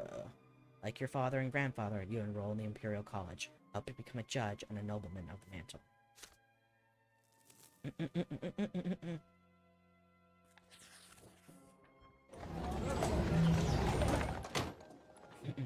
You return to the lodging house on one last time to gather your belongings for the move to your new home. A young man dressed in uniform of the military academy greets you by the door. It takes you a moment to recognize Thomas. Your friend locks you in an embrace. Oh, destiny. Yep.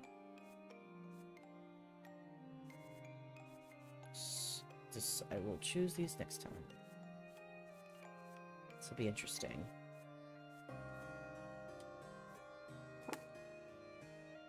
Brante, hey, how are you? I heard about the nasty stuff that went down in the college square. Those damn gentry would do anything to keep low-born folks like us under their thumb. Glad the situation resolved itself. As for me, I'm an academy cadet now. He is beaming with pride. You invite him in to chat about your pack. Thomas continues to relay the news as you walk up the stairs. I made it into the top 10, can you imagine? Did pretty well in sparring and the sciences. It was all thanks to the help you gave me back in school in Anizote. I'll be studying the art of war now, and then it's a quick march to the noble title. How about you?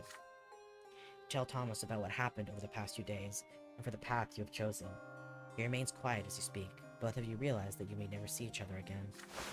You know, Brante, here's what I think. You may have your own path in life, but you're my friend. We gotta make sure our friendship lasts forever, no matter what happens to us.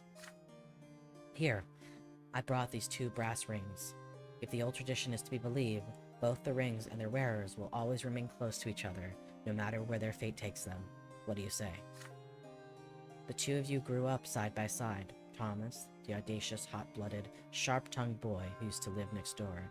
You can't imagine your childhood without him. But would it be right to promise him that your friendship will last forever, no matter what happens? This will be interesting. 2 rings made of plain brass lie in his open palm.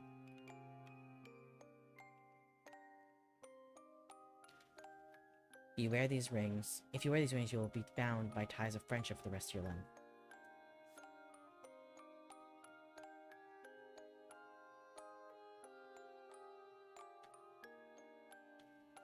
Conditions not met.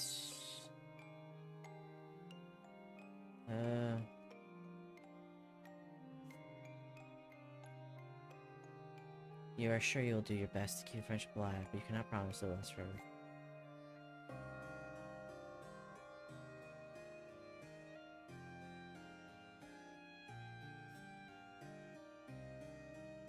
So this is... If I had less, then... Take the rings, they'll bind your fate to Thomas's and swear an oath of eternal friendship. Yeah! I mean, we'll see. You know, could be for some good drama. You take one of the rings from his outstretched palm. The two of you have walked side by side ever since you were children. Even now, you are walking in the same direction towards a noble title.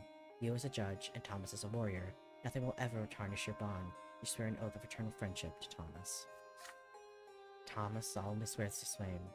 The brass ring on your pinky. If it's a perfect fit, Thomas follows suit. He starts beaming again. Now we're friends forever, for all eternity. We gotta celebrate this. Come, come. I know a place. I gotta show you. Tastiest mead I've ever tried, Brante. My treat. The two of you go to a noble saloon by the square of the Emperor's Severin. Surrounded by tobacco smoke and mead bottles, you wag your tongues. Recall the days of your adolescence and make plans for the future. Nobody knows what could be waiting for you, but you promise you'll never lose sight of each other. Yeah. Yeah.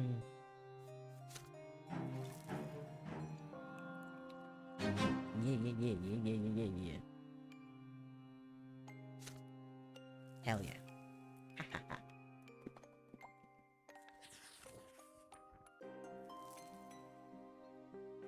As soon as you're accepted into the Imperial College, you send a letter back home. The family replies quickly. Their letter arrives in under a week. Most of it is covered with your father's handwriting. I am proud of you, my son, and I believe your grandfather takes pride in you too. That man killed me, so... But anyway, you have brought our family one step closer to being ennobled by the sword. You'll make an excellent judge. I have complete faith in your intellect and your will. You shall bring glory to our family. Stefan's congratulations follow your father's. Congratulations, brother. The simple folk could only dream of what you have already achieved. You can thank father and grandfather, God, fuck, opportunity, but it was you who proved yourself worthy. Once you received your new lot, you and I will be equals at last. Then, some words of praise from Mother and Nathan. You have brought your father much joy and made him proud, and I am witness to this. You now walk this path, all thanks to him. Yet it saddens me that you did not consider the divine seminary, where you could have dedicated your life to our gods, as well as the Empire itself. You worked so hard for this. Build a big feast in your honor back home. I hope you achieve all you've ever wanted. And then, at the very end, there's a small note from your sister. Congratulations. Good luck.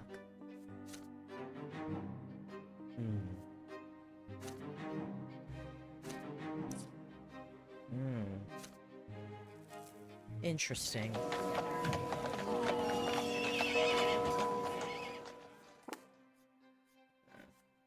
Bond of friendship. Oh, so many things that could happen here. It is only a few days since you became a student at the college. Your education has barely begun when an amazing piece of news surprises all the students. Every year, Cornelius Tempest, the great chancellor of the Emperor's youngest brother, grants an honor to all future nobles of the mantle and invites them to a masquerade at the Summer Palace. The professors and lecturers instruct you to look and act your best in order to preserve the college's honor. They tell you more about the ball, too. All who attended from the college must prove themselves with a word or deeds to the members of the great estate of the great Arcanian dynasties that will be present there. This means the reputation of your home province will be at stake too. It is time to get ready. You order a proper suit for the occasion and mask to go with it. It looks simple, but by no means plain, and only hides your eyes. The day comes, you spend the entire morning preparing for the ball. Your fellow students give you hints about attach cuffs, keep the collar straight, and make sure your hair remains coiffed the entire night.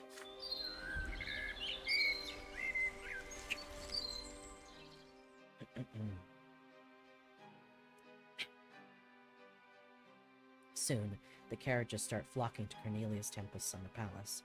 The tall, ornate outer fence surrounds a sprawling garden in full bloom. The marble-paved driveway is so wide it can accommodate 2 rows of carriages. You and your fellow students walk up the massive stairs to the front door of the palace. You seem tiny and incongruous against the background of the scenic grandeur.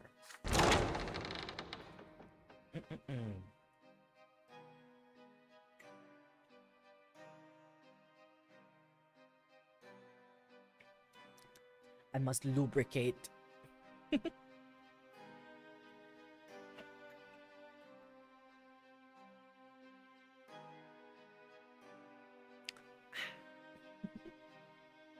The Masters of Ceremonies instructs all newcomers to seek their province's coat of arms. You see the banner of Magra from far away, depicting a silver tree digging its roots into the murky gray soil. Below it is a banner bearing the coat of arms of the Melandius dynasty. It turns out students from the college were not the only ones invited to this party. You see Academy cadets lined up beneath the banners too, and Thomas is among them. A wide grin appears on his face when he sees you go under the banner of Magra. I just knew you'd be here today, pal. What can I say? Congratulations, student. As for me, I'm not so bad off myself, see? The military academy is father and mother to me now. His merry speech is interrupted by a tall, proud Archnean in a heavy cloak. You recognize him. He is Dorius Otten, Sophia's former master. Oh god! Make way for your commander, soldiery. The last time you saw Otten, he was searching the back streets of Anizote by your house for a girl servant, but now the young Archnean's uniform betrays his high standing. He is young, yet he is already the province's commander. Who put him in charge of the military forces of Magra at such an age? What's wrong? You know him or something? A brief description of Otten is enough to wipe the smile off his face. You see no other high-ranking officials bearing the colors of Magra at this party. It seems Dorius Otten will be the main representative of the province tonight. Yikes. That's not great. You watch the other college students and academy cadets line up under the provincial banners. The blue and silver banner of Archnia, the Emperor's own province, is in the very center of the hall.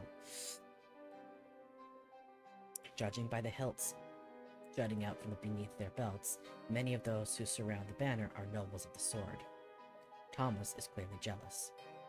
The group from Archnia stands proudly, ennobled by its iconic and dignified history.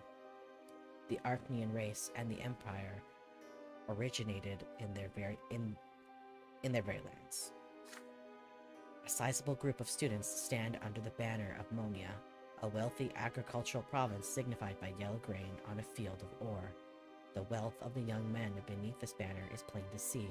Their attire is on par with Archneans in terms of luxury, and perhaps even more vibrant in terms of color. The most numerous group at the party stands under the banner of Illyria, a yellow griffin against a field of azure. All the Illyrians are clothed in well-tailored suits with a minimum of decoration. Some of them wear gloves. Most of them come from wealthy industrial families, and it seems many of them would feel more at ease in their family factories than a noble party like this one. 3 banners represent the northern provinces of Ionia, Hermia, and Constanta. These banners, like the groups associated with them, stand together. The Royal Tempest dynasty oversees all 3 of them. These students and cadets are clearly well off, yet they are dressed in modest, functional garments to honor the austere traditions of the North. And finally, the smallest group is represented by an open book against a field of argent. Astinia, homeland of the Diamante dynasty, By the order of the Patriarch Junius Diamant, the open book of the new faith has been added to their banner only recently. Nearly all the young men beneath this banner are clothed in academy uniforms. They wear no adornments, but are clad impeccably, with nary a button undone, the embodiment of rigor and restraint. The master of the ceremony signals the beginning of the party. It is time for dancing. The first dance is a minute, and tradition calls for everyone to dance.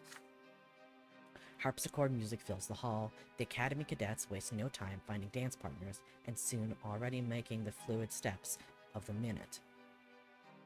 Minute? Minute? Minute of the minute? Huh. You take a look around. One of the young ladies representing Magra catches your eye. She is slender, like all Arcanians, and clothed in yellow dress embroidered with emerald green, her face hidden behind a full mask decorated with bright green feathers. What happened next seems unbelievable. The enigmatic lady walks towards you, the way she looks at you, the way she walks. The black eyes from behind the mask watch you closely. She tilts her head. There are no words, but you feel there is a question. Everyone in the hall is startled by a sudden noise. You look behind you and see Thomas getting up off the floor, his face a grimace of rage. Dorius Otten stands before him, eyeing him with disgust. His arms rest on the hilt of a sword. Who allowed this clumsy commoner inside the great Chancellor's palace? Its noble masters are trying to dance, and it's getting underfoot. Thomas looks like he's about to explode in Otten's face. Oh, I'm gonna make this messy. But the smug Arcanian sword is a clear threat. If your friend Rage gets the better of him, he will end up in trouble. The enigmatic Arcanian beauty, however, quickly loses all interest in their quarrel. She comes even closer to you, expecting you to invite her to dance.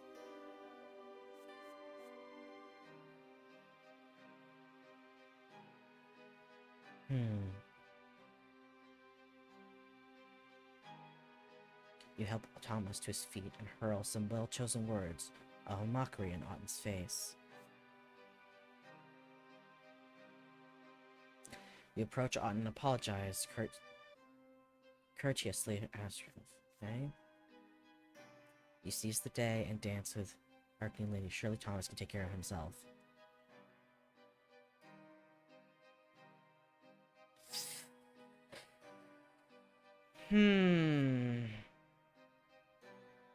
I mean, I'm obviously gonna do this one. Let's be real.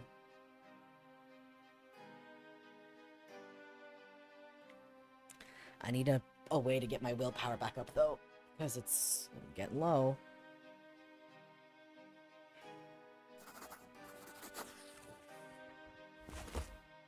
You stand between Thomas and Auden before they clash. The Arcanian eyes you with scorn. You help your friend to his feet, then stand against Auden and look him straight in the eyes. A moment later, you follow your stare with a mocking question. Is something amiss? Is this Arcanian master so unsure of his nobility that he must assert it before every commoner he sees? Or perhaps he considers such to be his lot? Fuck yeah. Fuck that guy.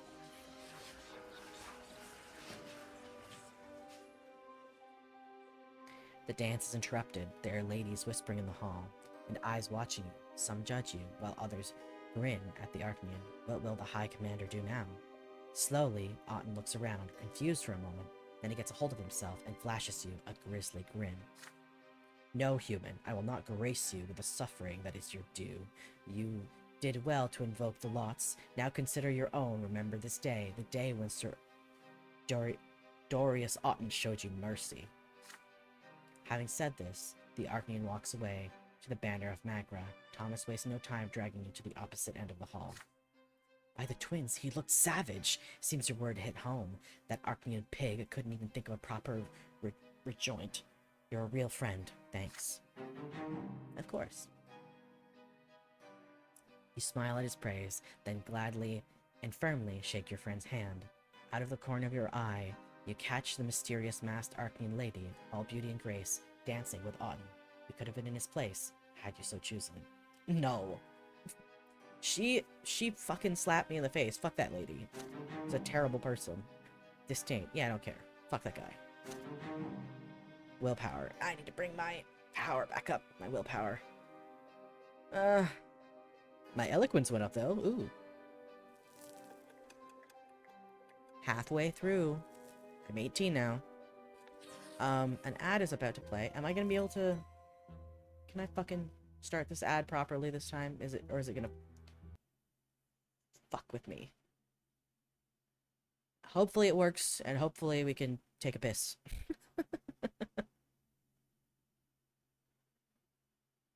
There we go.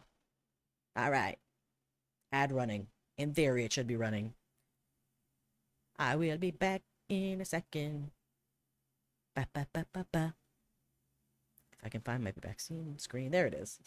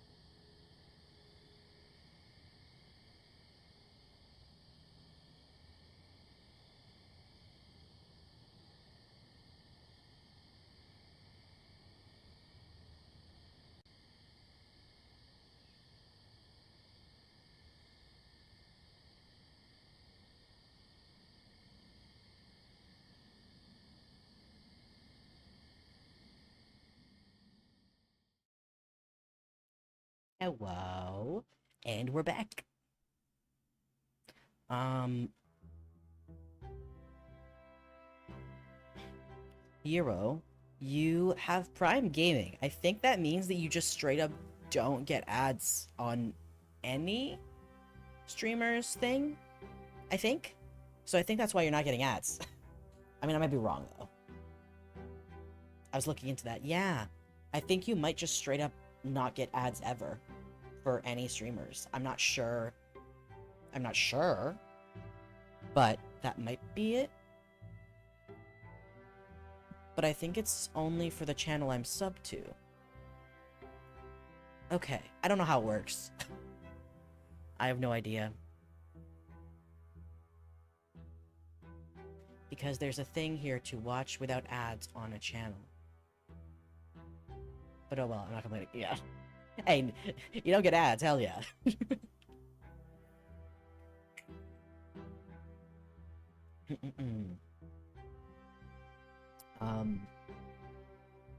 Yeah, what the fuck? Where was I? What were we doing? Right. Another year. With another year in the capital, Eterna has been shaken by what is now the trial of 50. 50 people stand trial at once. All prominent members of several political circles. They're all accused of treason and conspiracy against the crown. The accused spoke in favor of reducing the power of the nobles and granting more rights to the common estate. There was no mention of rebellion, yet those words alone were enough to incite them. Every session of the trial is open to the public. It is a show of power made to discourage people from forming such circles ever again. You attend one of these sessions. The 50 face their verdict: forced labor in the mines of Magra and Illyria for regular members, and true death for their leaders, 6 men and 1 woman. Their public execution takes place in the center square of Turna. You remember the woman. Her name was Annie Serene. She made a speech before her execution. A young woman, not too tall, her face almost plain, with long bangs over her eyes. She looks calm, even at this moment. You cannot believe she's about to leave this world forever. Annie Serene takes a look around before she speaks. Her voice is quiet, but you are close enough to hear every single word. She says she is happy to give her lives fighting for the rights of the people. Our cause will never die, Annie claims. Others like her will continue their work in hiding, for their cause is right and just. She is dragged away to the others. They put a sack over her head and tighten a noose around her neck. A hand yanks on the lever, and the seven dangles in the air. Their feet tremble at first, then grow still. There are gasps and cries of discontent in the crowd.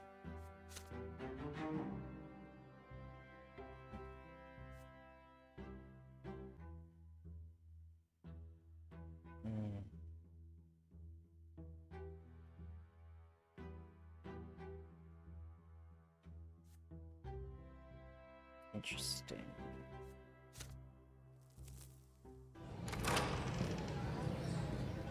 Sir Elcroix listens. Your studies at the Imperial College may have begun with a luxury party, but soon you settle into a routine of lesson after lesson. Along with dozens of other future judges, you spend hours listening to lectures in spacious college halls with high ceilings. You study imperial law and legislation, analyze every technicality and interpretation. The subjects only get tougher, and the instructions grow ever more demanding as your studies continue. Yet law is not the only thing you study. There are other disciplines as well, such as rhetoric and orthography. A true judge must have a perfect command of both the spoken and the written word. Washing dark blue ink off your fingers becomes an indelible part of your daily routine. Of all your classes, you find the fencing lessons particularly exciting. Every lesson covers your body with more cuts and bruises and makes your muscles ache from exertion, but your childhood dream is worth it. Then, finally, there comes a short break in your studies. A handful of days of rest and recreation. You meet Thomas to discuss how you're going to spend this time. You're coming with me tonight. No excuses, Brante. We'll be paying a visit to our mentor, Baron Elcroix. It's time you learned a thing or two about how we do things in the military. Your friend looks very cunning and pleased with himself when he says this. With a sigh, you change out of your college uniform and into your best clothes and follow him. Thomas rushes you to a 2-story house somewhere in noble neighborhood in the capital. Its windows are open, and you can hear people talking over each other. The house's sitting room is filled with young people, at least 24 men, almost all of them academy cadets. In the middle of the sitting room is an armchair, and in this armchair is a gentleman wearing a uniform of an Imperial Legion officer and smoking a pipe. His thick hair falls over his large, observant eyes. Baron L. Croix welcomes the two of you with a slight nod and continues his speech while everyone listens respectfully. As I was saying, young men, I firmly believe that the days when the military glory of the Empire belongs to the Archnean dynasties are long gone. Human nobles have been serving the Empire at least as well as the Archnean nobles for a long time now. Still, the Archneans keep acting like their origins are more important than honor and service to the crown. Take the Melandius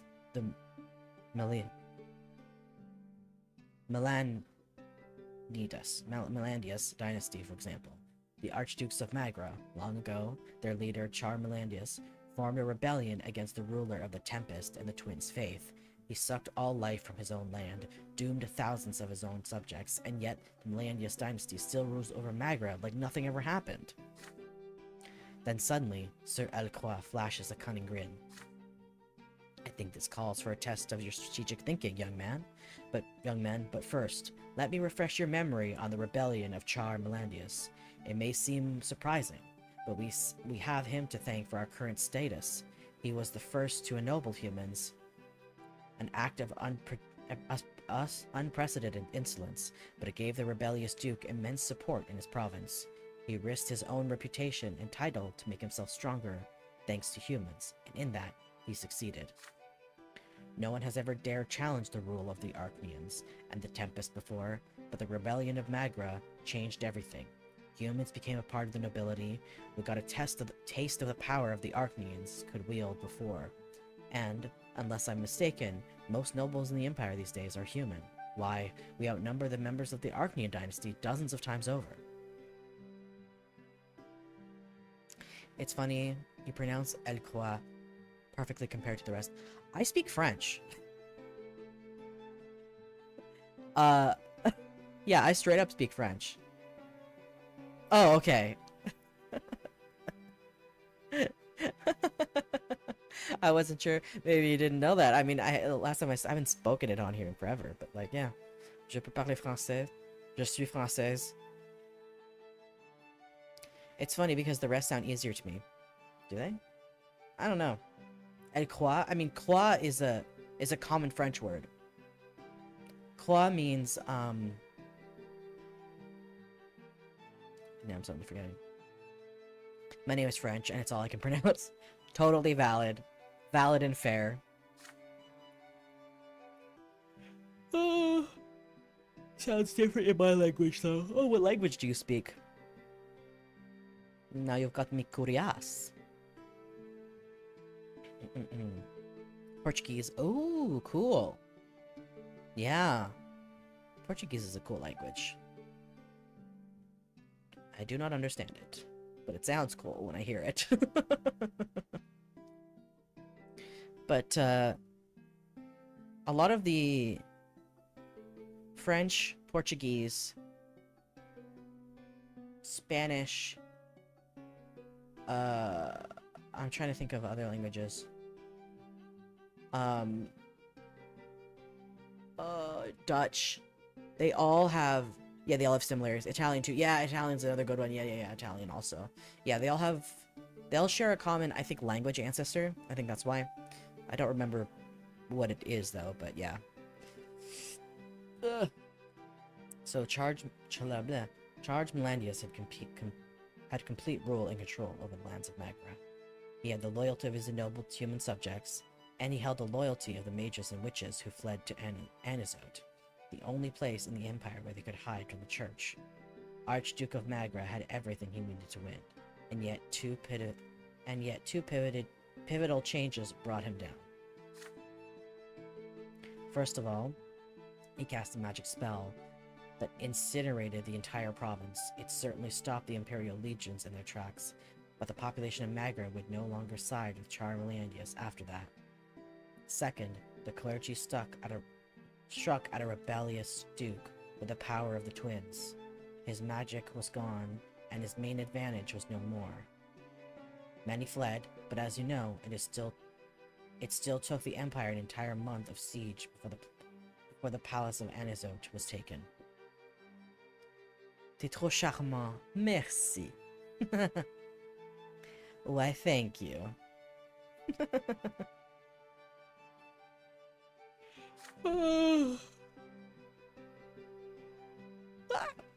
After the rebellion of Magra, the Empire changed drastically, and most importantly, humans finally received their lawful right to be ennobled. And I'd like to stress that in particular, ennobled not by birth, but by virtue of their own knowledge and talent. History, young men, is more than just a memory of the past, it is also a lesson for our future. I believe that part of our history proves my point. And now, a test. Tell me if you were among the Imperial strategists during the rebellion. What would you have done? How would you have fought an enemy as powerful as Charmeleandius? With this, Sir Elcroix leans back in his armchair and takes a pull from his pipe while the cadets start discussing. Some take no time to say they cannot believe Sir Elcroix thinks humans were first ennobled by serving the rebellious duke. Others say the prolonged palace siege might have been a mistake, and storming the palace would have been a better choice. Soon, ideas start flying. Some cause only laughter, while others lead to debate.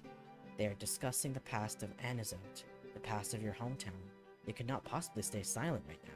If you were in command of the Imperial Legion back then, what would you have done? Based on what you know about the rebellion of Magra, you see three potential strategies.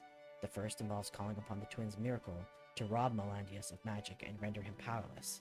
The second entails putting your faith in the disciplines and valor of the army for a frontal assault. The third means drawing out the siege while making the enemy's life hard as possible through cunning. Which of these three strategies will you have chosen? Valor and theology would go up. Valor and eloquence would go up. Valor and scheming would go up. Starve the city into submission and seized it by cunning. Relying on the strength and valor of the Imperial Legion, you would have been the best. Valor and theology, you would have placed your faith in the power of the twins.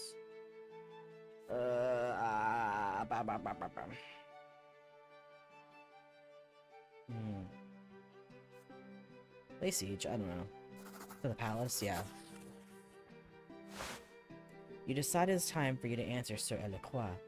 The proper way to bring down the castle of Anizote would have been through a prolonged siege, you say. The lands of Magra could no longer feed the warriors of Charmeleandius at the stage of the rebellion, and when their supplies eventually ran out, they would open the gates from the inside. Sir Elcroix looks at you, studying you attentively. I agree with what you're saying, young Brante, in a sense. Had the Imperial forces done that, they would have lost fewer men and kept the palace of Anizote intact. Yet you are missing my point here. Atlantis' army would have continued fighting, even emaciated by the siege. Even with their numbers dwindling, true, some did flee, but those who stayed to defend the city and the castle, even after Imperial forces broke in, remained loyal to their lord until the very end. Long ago, only Arctians had the right to wield weapons and wage war, but now humans can prove their merit and earn the same right. Humans like ourselves. And the present empire has grown even stronger thanks to its new warriors and factionaries. These days, human can judge and rule and create. The terrors wrought by the rebellious duke are undeniable, yet his rebellion created new possibilities for all of us. And this, young men, is the moral of the story. Charmeleandius was defeated, but not by the clergy and their prayers, and not even by the noble militias assembled by the archdukes. He was vanquished by the imperial legions.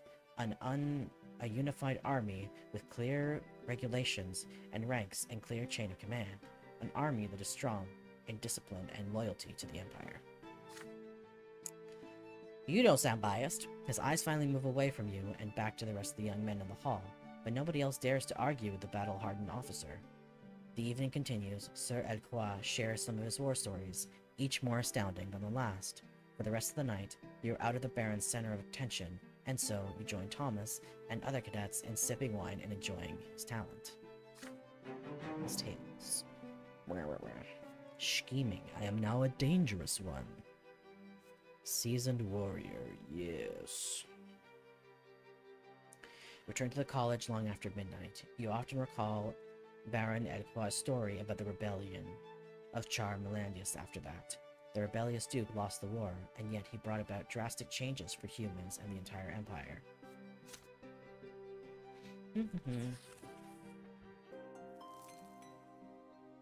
There are days when you receive letters from home. Father's writing is very reserved. He mostly discusses events and work in Magra and writes very little about the family. It makes me proud that I have managed to teach Stefan how to handle our affairs at home. The older brother behaves impeccably at the society balls and receptions that we host. He already made several crucial acquaintances. But Gloria has a different opinion on Stefan. Thinks your older brother is taking more and more after grandfather. Stefan is a lot like grandfather. It's in his manners, his posture, his voice, even dresses just like him. He used to be aloof around me, and we barely talked in the past, but now he always blames me and tears me apart. I can't take it anymore. He walks all over me all the time and treats me like a housemaid. Mother writes to you. From her letter, you learn that Nathan just barely managed to graduate from school. It makes me sad to admit that Nathan has none of the talents you have. The other day, he told me he won't even try to study in the capital. He says he won't be able to pass the exams. Find solace only in the nights Nathan and I spend together reading the scriptures and our walks to the church by the silvery tree. He accompanies me every time. Your sister and younger brother write about Mother too, and they say the same things about her health. She now spends more time locked away in her chambers to brood. Gloria does her best to accompany Mother when she leaves home, and Nathan's letters mention her steps echoing in the halls in the middle of the night. There is one more thing Nathan mentions in his letters. Stefan and Gloria have been fighting very often these days. Stefan always tries to get under Gloria's skin, and she answers him in kind. Then Stefan calls her a lowly commoner to make her shut up. You always tremble in excitement each time you see a new letter with the seal of your home province. Your fate is still bound tightly to your families, no matter the distance between you. Oh. Interesting. You will become a judge one day, so you're sent to the prefecture of Eternia to be mentored by a more experienced colleague?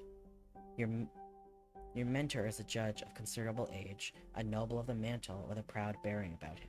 He never misses a chance to remind you that being mentored by such an experienced man of office is a great honor. Your mentor entrusts you with his minor cases, and, to his great joy, his night shifts. Another night begins. The office is growing darker. You are still there, zealously filling out the paperwork for the day. A petty theft, a verbal assault against a noble of the sword by a commoner, a fine for the parents of children covered in Imperial Institute with obscene drawings. Petty cases, all of them, but they are real cases the judge has to face. And so, you sit there, carefully comparing complaints, statements, and witness testimonies. Then the door of your office swings open. Gendarme? What? Drags in a provocatively dressed girl. Her golden hair is undone, and her makeup is a fiery red. Girls like her sell their bodies in the house of ill repute. The next to enter the office is a stout priestess, his face adorned by a nose of remarkable shape and huge wart on his cheek. You do your best to avoid staring at it. The Gindamar gives his report. The girl was arrested with a certain gentleman in the park by the Temple of the Twins. They were committing acts of carnality and an affront to the faith. The huffing and puffing priest interrupts him and starts yelling. He saw her doing magic, he did. The gentleman was enthralled by the girl, and he was glowing like a lamppost. You gesture for the priest to stay quiet and ask if the German can prove it. The German only shrugs. He didn't see anyone glowing. He arrests the girl for her sacrilegious conduct alone. The man is her company. The man in her company was a noble, so the German couldn't bring himself to arrest him. He does, however, remember his name. The priest is huffing and puffing even louder now. It was magic, he screams. You must refer this case to the Inquisition. This witch was loose on the streets of the Empire's illustrious capital, seducing good men with her vile charms. The girl stays quiet all the while. Her eyes are emerald green, twinkled with gold as she looks at you. When she does speak, her voice is soft, like smooth velvet. My name is Laius, Your Honor. All I did was obey the noble gentleman's wishes. He wanted my affection, right by the temple, and I dared not oppose him. I did not defy my lot, did I? The wench looked up. What? The woman looks up and meets your gaze as she says the words. Her eyes reflect the candlelight in the dusk, sending sparks of gold dancing across the walls. The gardener stands awkwardly by the door, sighing. The priest goes off on another rant. Tell him to be quiet. The day is not yet over. You must decide how to resolve this unusual case on your own. The law says a judge must investigate all circumstances related to a case. You know the name of the nobleman who was seen with this girl in the throes of passion. The gardener was afraid to question him, but you are a future nobleman yourself, a young judge. Surely you can find a way to resolve this matter with discretion and get the information you need from the nobleman. But perhaps this suspicious lady of the evening Elias is the heart of the matter. You have no doubt she will reveal her true colors if you question her. If the priest was right about her using magic, the girl's fate is sealed. Your Honor. You look up from your desk and the eyes of the beautiful Elias, and you suddenly feel as though a divine light is shining upon you. This emotion flows like a river. It lifts you up. This is more than beauty, more than passion. This is much, much more. Will you resist this call, or will you heed it?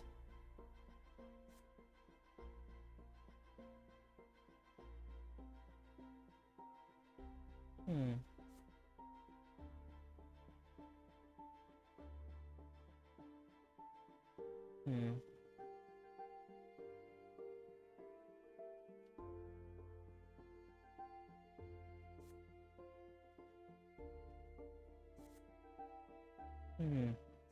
So this gives me diplomacy.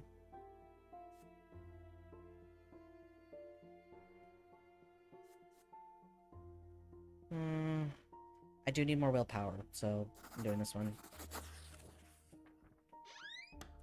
You dismiss the gentleman and the priest and tell them you will take it from here. You are alone with Elias now. Flecks of gold dance in her eyes, beckoning, calling for you to immerse yourself in their light. You feel your lips open almost on their own, saying the only words that feel right in this moment. You will not open a case against her. It would be a waste of time and effort. She is free to go. She looks straight into your eyes now. Her gaze feels warm and soothing.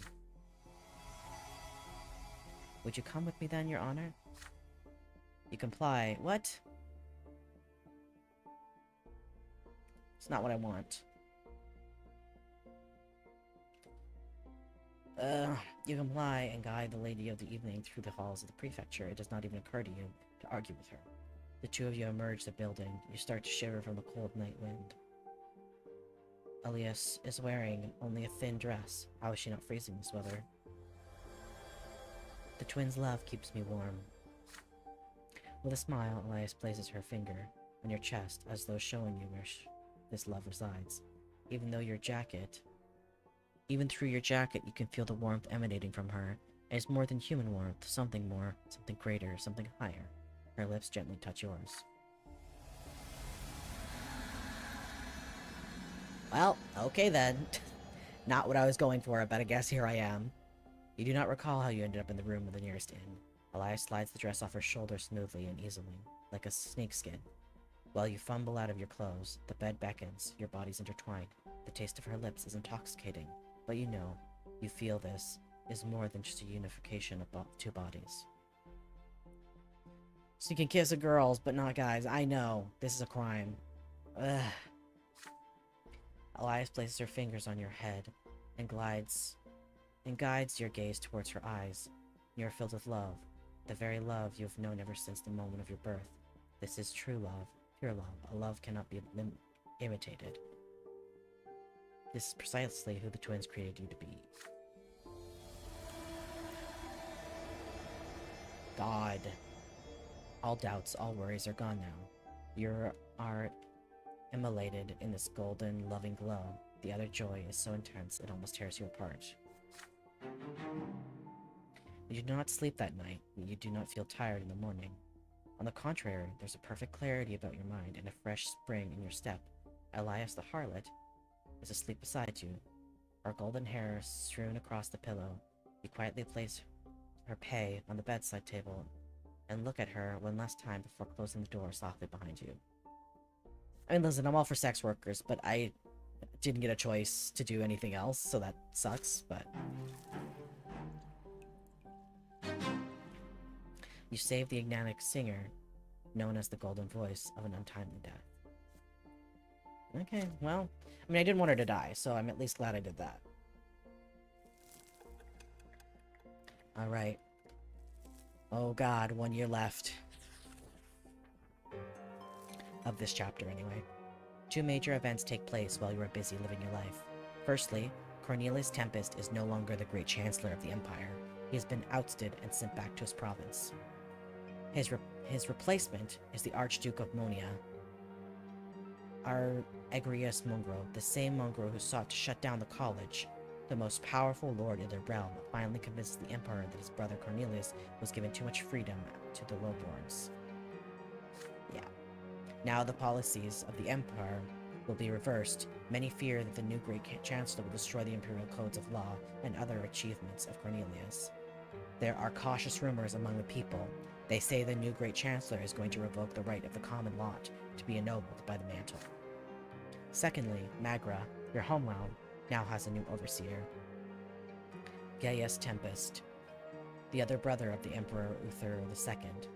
Usually the overseer of a province is an archduke. After all, it makes sense for the province's most powerful noble to impart the emperor's will to the locals. Yet now this age-old tradition has been broken, and, to no one's surprise, Archduke Tarquin Melanius is absolutely furious.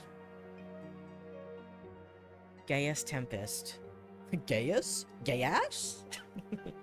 Gaius Tempest used to be the main supporter of his brother, former Great Chancellor Cornelius Tempest. The nobles at the Emperor Court say this is a stragment by the Arclean gentry, who want Gaius removed from court affairs along with Cornelius. Either way, Gaius. I thought I misheard it.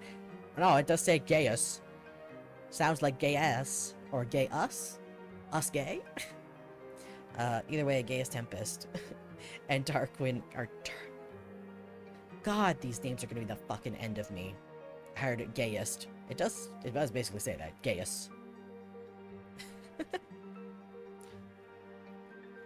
Oh.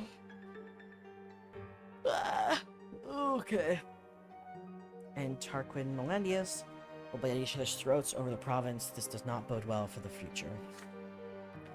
Only one thing is clear, Magra, your home province, is about to face great challenges.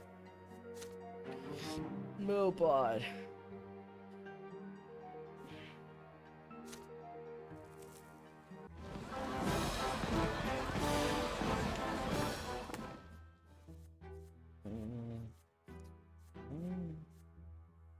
These are all the things that can happen in this. Interesting.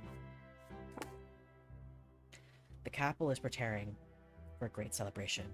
The coming of age of Dryan Tempest, heir to the throne. The streets are being cleaned. The lowborn merchants are gone from the squares. The flags and flowers and flower garlands have appeared on the buildings.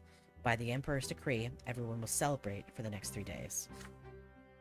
Eternia is abuzz. A festive procession starts on the streets. Students from college and cadets from the military academy will be there to show their gratitude to the Emperor's family for entrusting them with the power they wield.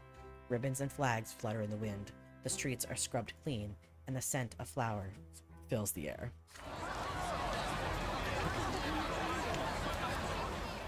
You march side by side with Thomas, carrying the banner of your province. Your friend's brown hair is unusually well combed today. He waves to every girl you see on the street as you pass by. They giggle shyly, and some of them wave back. Did you see that, pal? Look at that beauty. She just smiled at me. Now this is what I call living. I just love parades. The Tempest royal family observes the slowly approaching parade from the balcony above the Imperial Palace. They are joined by the Empire's highest dignitaries and provincial overseers. You see Emperor Uther II. Uther what? You see Emperor Uther II with your own eyes, there, high above, yet so close.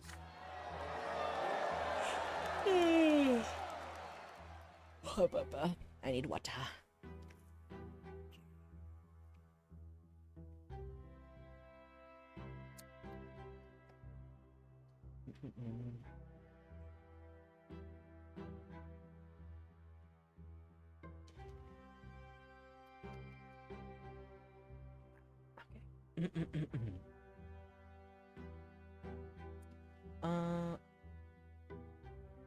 The columns come to a halt at the balcony and salute the Emperor with mottos of the college and the academy. You join the other college students in crying. Learning is strength, learning is will. The Emperor raises his hand in a gesture of benevolent greeting. His voice echoes across the square. I accept your gratitude, my loyal subjects. Takes pride as you wield your knowledge and valor in service of the Empire.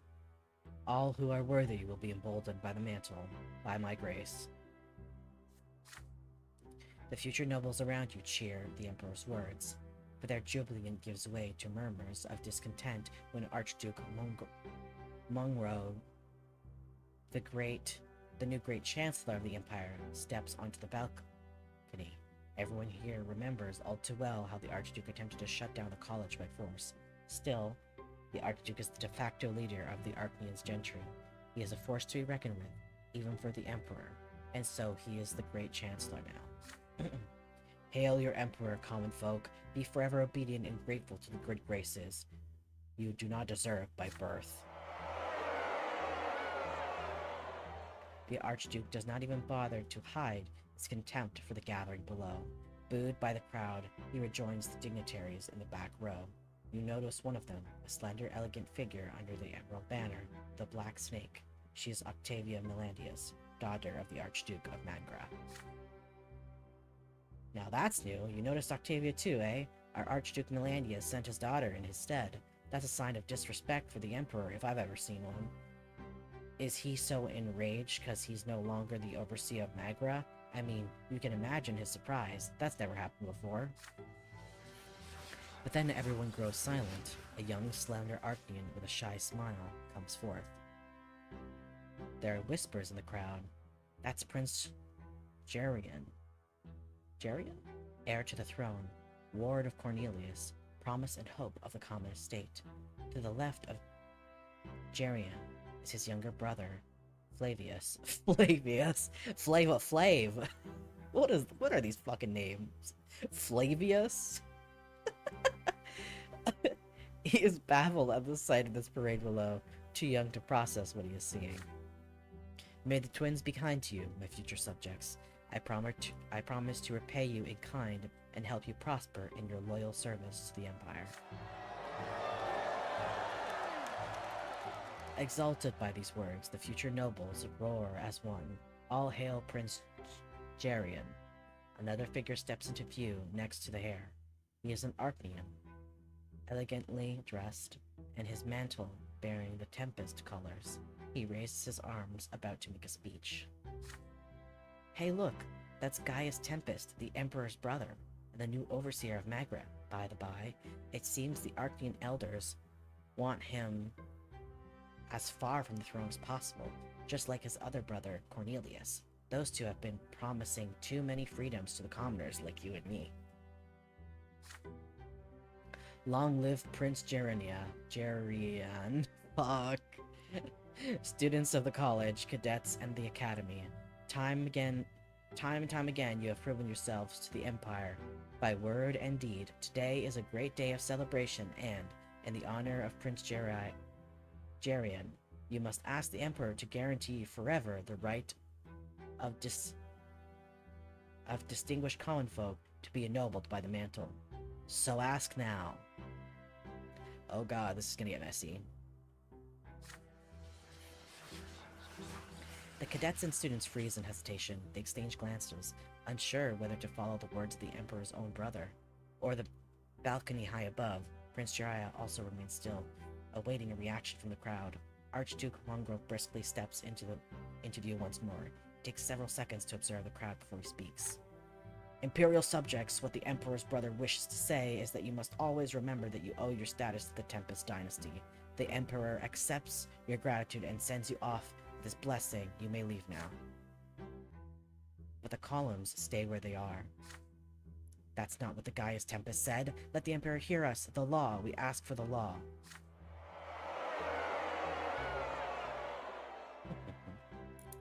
Yes. Commotion and murmurs spread over the crowd as some of the future nobles refuse to follow the Archduke's orders. There are shouts heard here and there. The law. We ask for the law. The academy officers and teachers of the college urge them to fall in line and resume the parade, but tension is rising. The crowd slowly grows enraged and unruly. You have to decide where you stand here.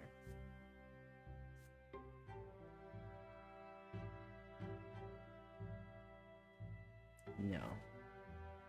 Yeah. You join the call to have your right to nobility codified. Yes. You cry out in support of Gaius Tempest's call for the law. You have the right to be heard, and you will have the right to ask.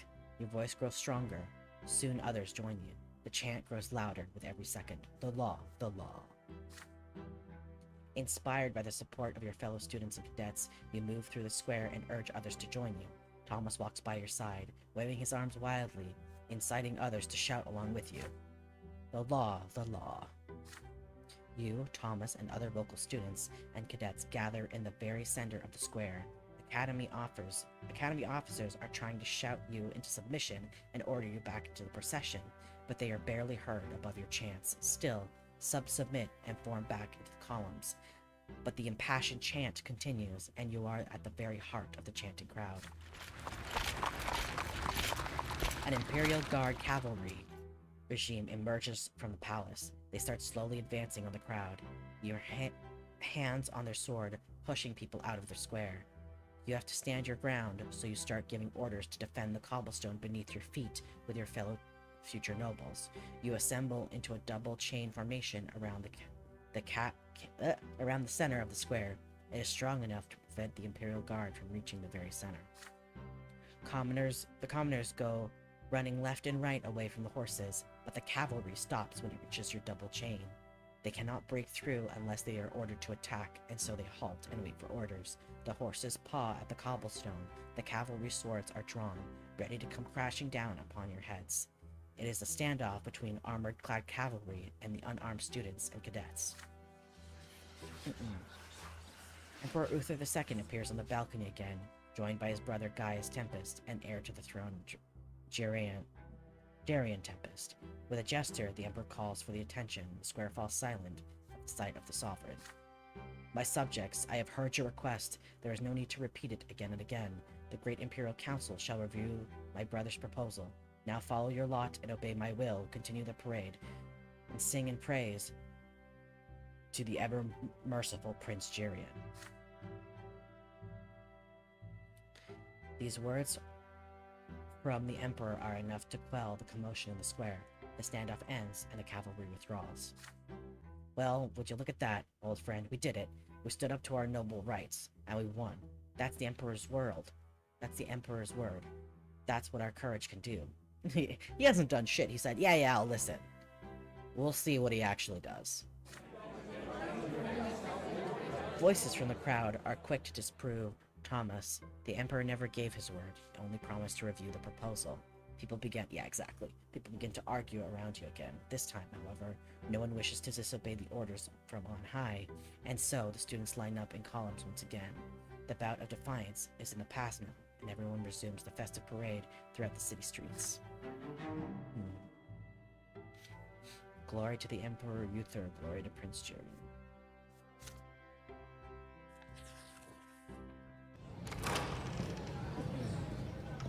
Your studies at the college come easily to you. Only now do you realize the importance of all the lessons you have endured as a child at father's expense. Month after month, you study the judge's trade down to the smallest details, growing more confident in your new calling with every lecture. But there is more to your education than the judge's trade and imperial law. You also learn manners and courtly etiquette, and poetry and composition, and even fencing. On some days, you go with Thomas to a desert patch of land to practice with the sword. Then, finally, the days of your judge's exam comes. You spend... What? Hello? You send your test results to father, and he replies with an appointment to a judge's office at the prefecture of Nagra. Now you have a new life, and a new profession back home. You will return to your hometown as a judge. It is early morning at the Great Temple of the Twins. Your heart skips a beat as you step inside the temple. It feels like the day from your childhood again. The priest is standing at the altar, and the temple is divided into two halves. But you are no longer a frightened child anymore. You are now a grown man who is about to become a noble. The floor on the common side is there to cause pain. You feel the jagged edges even through the shoes of your boots. This pain marks your final few seconds as a commoner. The priest stands before you. You kneel again, but now there is warm, smooth marble under your knees. You hear the words spoken above your head. From this day forth, your lot is strength and will. From this day forth, you will rule and fight and pursue the arts. Now rise, noble. You place your lips on the smooth steel of the sword, and when you rise again, you realize that the trembling you felt ever since your first sacrament is now completely gone. You arise a new man. Your every motion now uncannily accurate, your thoughts surprisingly fresh, your muscles ready to face the fight. This day feels worthy of a poem, and now you can compose one if you wish. You touch your back. The marks of lash in your previous sacrament is gone completely, erased forever. You hurry from the sacrament back to your room, to the college. Your father's gift awaits you there, a sword, your very own sword. Now to celebrate, all college students are invited to the college tournament, and then a party. The sword feels wonderful in your hand, a promise of future victories. The tournament begins. The stands are loud with anticipation. Never in your entire life have you seen so many beautiful noble ladies in one place. But there is only one who attracts everybody's attention, the raven-haired, black-eyed Octavia Melanius. The daughter to the Archduke of Magra has graced the tournament with a visit. She is wearing a dress of emerald green, her astute hairdo immaculate. She is surrounded by her ladies-in-waiting, all beauties in their own right. When a noble enters the tournament, he must announce the name of the lady whose honor he is fighting for. Many shout the names of their loved ones in the stalls. You know that many would fight for Octavia Melanius, but the onus of responsibility is too great. You take a few jabs at the sword, warming up for the fight. Soon it is your turn. All eyes are on you now. The young lady Octavia hides her face behind the hand fan, yet her eyes watch you with curiosity. I do not have any fucking desire to fight for this fucking awful person.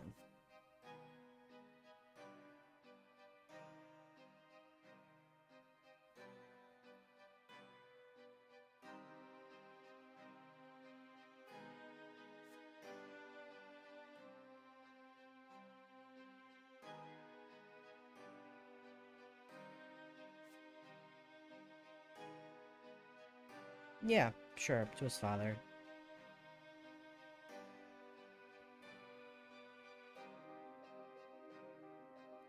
Yeah.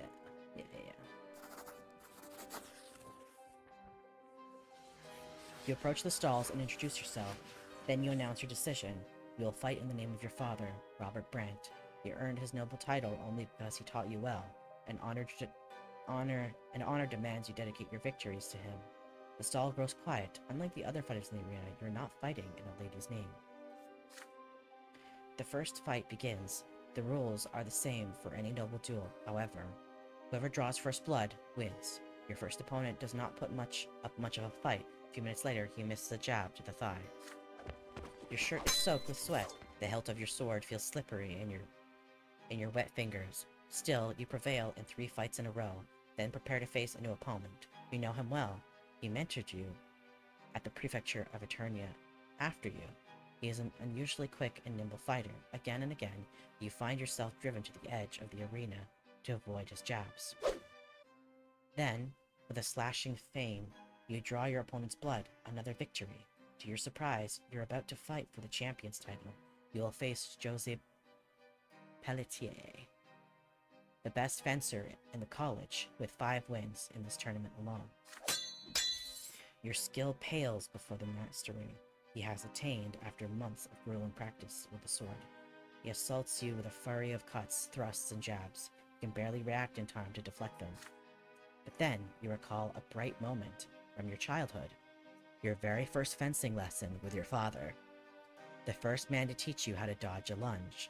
This memory comes alive in your mind. You stand more confidently now. You take a few steps back to catch your breath and study your opponent. This Pelletier is good at keeping his distance and following an attack with a defense, yet his movements are too learned, too mechanical. So you try a trick. First you pretend there is an opening in your defense, you rush him suddenly, then follow your assault with a feint. The sudden, unpredictable attack catches your opponent off guard. He jumps to the side, but not before the very tip of your sword catches Pelletier on the right shoulder. He is itching to continue the fight, but a patch of red spreads across the sleeve of his shirt. Victory! You salute the stalls and dedicate this victory to your father, Robert Brante. Your fellow students pick you up and carry you to the stalls as everyone chants your name. The winner's reward in the tournament is the tournament ribbon, and Lady Octavia Melendez, the tournament's guest of honor, will tie it around your sword herself. The crowd parts as the daughter of the Archduke Magra walks towards you. All this time, Octavia has been watching you closely from behind her emerald hand fan. She ties the ribbon of honor around your blade. You have proven yourself admirably, Sir Brante. A worthy victory. Your father has every right to be proud. The son of a judge from Anizote, who could have known we would meet one another here in the capital of the Empire, I must say, I am amazed. I will remember your name. The eyes of the young Archduchess follows you even as you leave the arena. Even as you leave the arena victorious. You'll remember this day for the rest of your life, the day when you became a noble.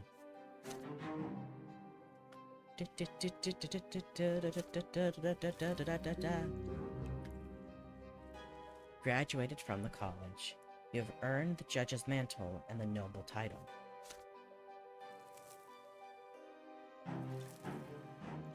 The Imperial College tournament, hell yeah. I won the tournament. Fuck yeah.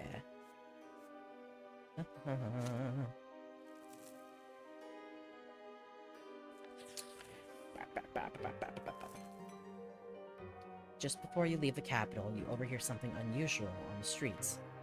Junius Diamante, patriarch of Astinia and one of the leaders of the New Faith, will stand trial before a church tribunal.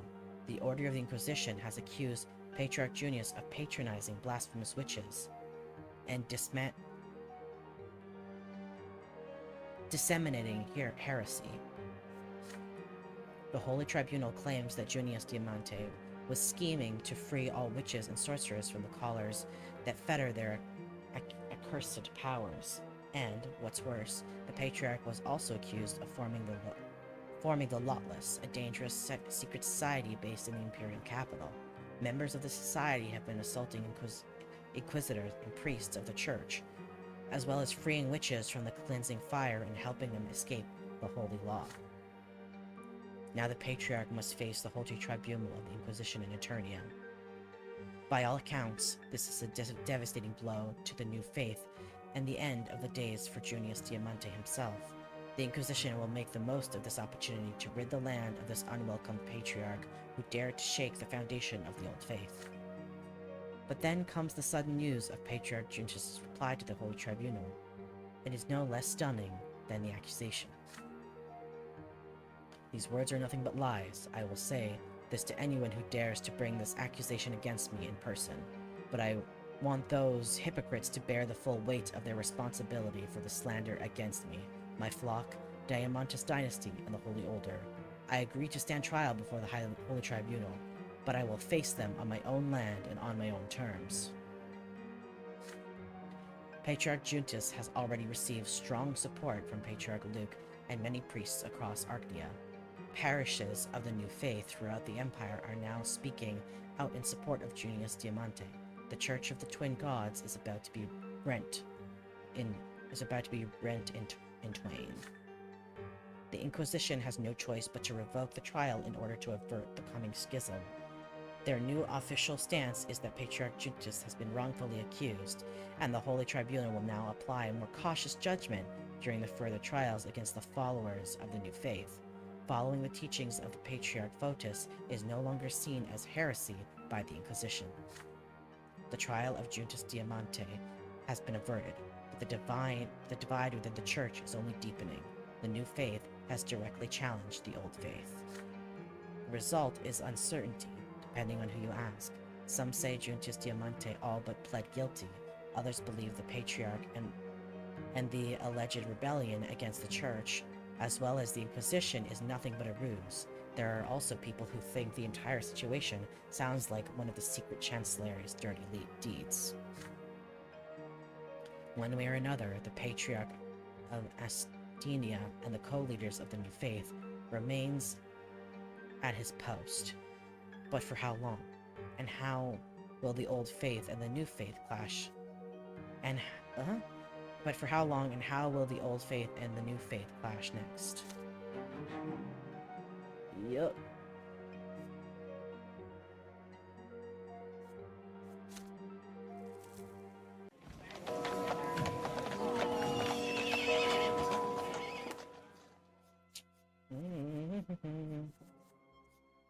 Interesting.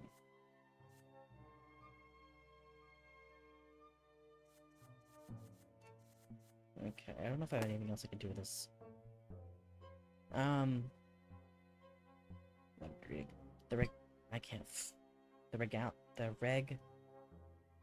What the fuck? Reglanta and Talrian rivers meet outside the city walls. You have barely left the capital since you came here all those years ago. A breeze is blowing in your face, and the bright noon sun hangs above the shining pillar. You stay in Eterna. Your stay as Eterna has come to an end. You arrived here a boy, full of hopes and aspirations, driven by your family's expectations and a desire to live your life as you saw fit. And now you have to leave, and this thought fills you with gentle sadness. Eterna did not become your home, and yet here you have finally found your path. Here in the capital, you became a nobleman and a judge. Now you are one of the rulers, the warriors, the pleasure seekers, the creators, those who spill their blood for the empire and family and honor, those who keep and honor the age-old traditions. This is your lot now. You are to work in the prefecture of your home province as a judge. Your path to this goal was a long one, and your friend Thomas was by your side all the while. You fondly recall your walks through the streets of Eterna, your secret fencing lessons, your heartfelt discussions. You have no doubt your future back in Anizot will be full of glory. And then you recall the black, enigmatic eyes of Octavia Millandius, an Arctian from one of the great dynasties, a woman whose beauty and majesty makes you tremble. You heard she would reunite. She would be returning to the court of her father, the Archduke of Magra. Will you ever see her again? Hopefully not. I fucking hate her. You will meet your father once more. He tends to hide his feelings. But not this time. After all, you have fulfilled all his hopes, succeeded in your studies, and continued your family's noble legacy. Many things must have changed back home by now. You recall your older brother Stefan. Now that you have been ennobled, you are practically equals at last. This means you should follow an old tradition and bring Stefan a gift. And so, you head for the market district of Eterna. Soon you are busy trying out swords at a weaponsmith shop. There's a lot to consider for this gift. Stefan is taller, and his shoulders are broader, which means his sword must be heavier and longer. There can be no embellishments. Stefan would scoff at you if you brought him an extravagant weapon.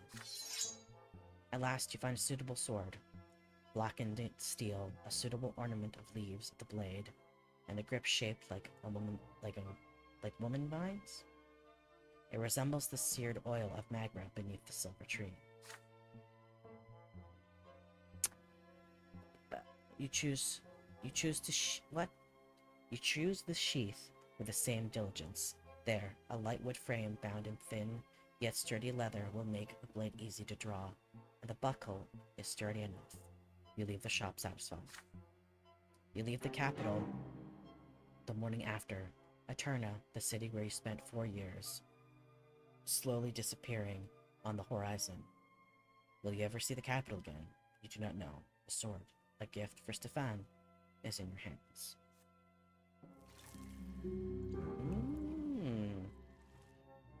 An ad says it's starting soon, but I don't know when it's actually going to start. Oh! Hydrate. Thank you for the hydrate.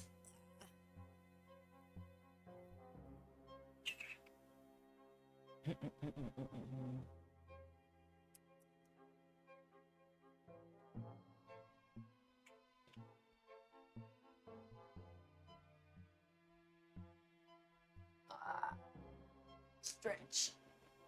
Also. Oh, there we go. The ad's playing now. Took it a second to get there.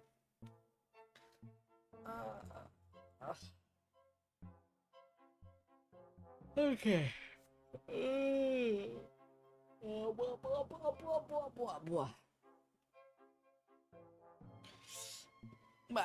Okay, what am I doing? I'm doing BRB. That's what I'm doing. I would be right back. Damn, I returned from lurking and it's already been 4 years. Yeah, apparently. We had his entire life flash before us. I'll be right back. I gotta go stretch my body.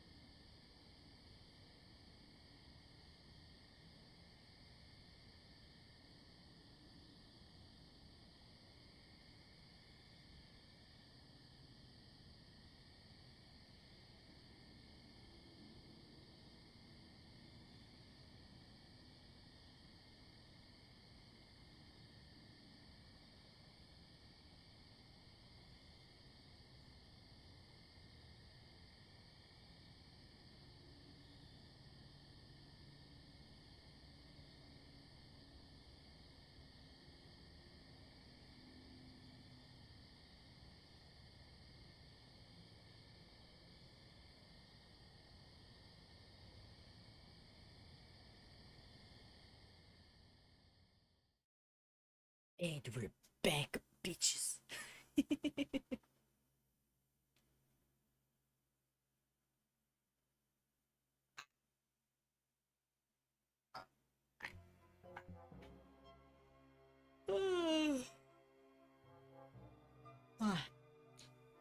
I'm starting to get tired. I wonder if we're probably nearing the end of this, though. After 4 years in the capital, we return to the home city of Anizoch. Reach the threshold of adulthood. Are we an adult now? Did we earn our big boy pants? The years of your youth have come to an end. The time has come to leave the capital behind and return to your family and new business in your hometown of Enzo. The years away from home were full of tumult, and hardship. Your adult shoulders now bear the burden of your first life-changing decision. Did you have the freedom to choose this lot for yourself, or was this your destiny all along, ever since your childhood years? All you can do now is follow the path that lies before you.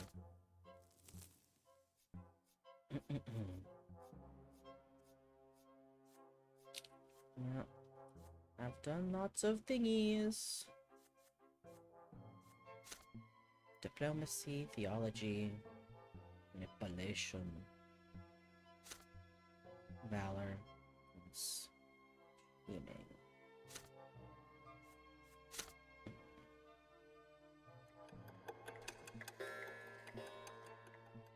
This is gonna be interesting.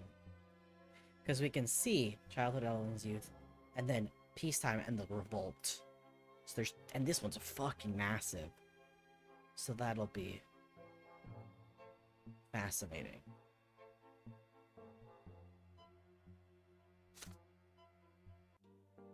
A full adult now, I returned from the capital a changed man. Yet, my hometown was not the same as I had left it. Fate had difficult times in store for all of us.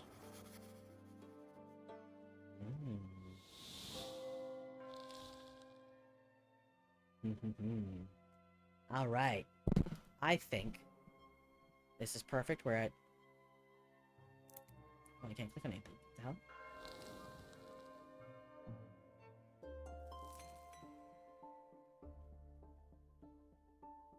What the hell? We are at, I think we have 2 chapters left. We're gonna continue this on Thursday. So that's the plan for the time being.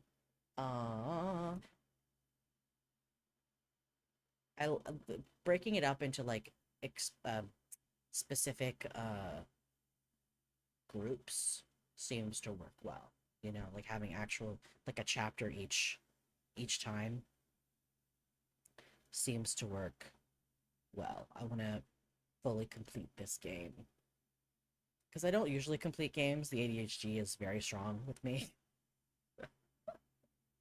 But I don't think it's a bad idea for me to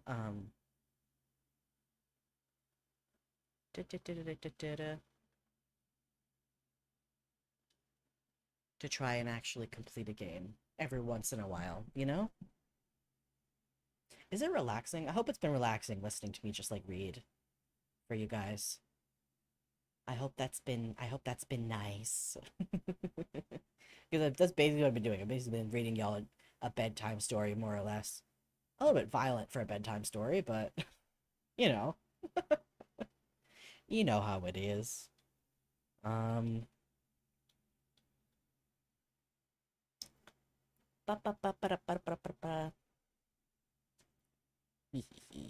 What? Huh? Did that not work? Huh? What the fuck? Hello?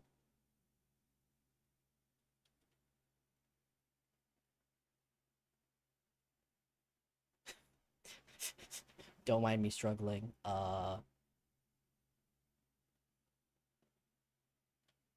What? Huh? What? What? Why is my shit fucked right now? Hello? Hello? Hello? Am I... Ah! Oh my god. I'm knocking shit over all over my desk. I'm trying to do a thing. Okay.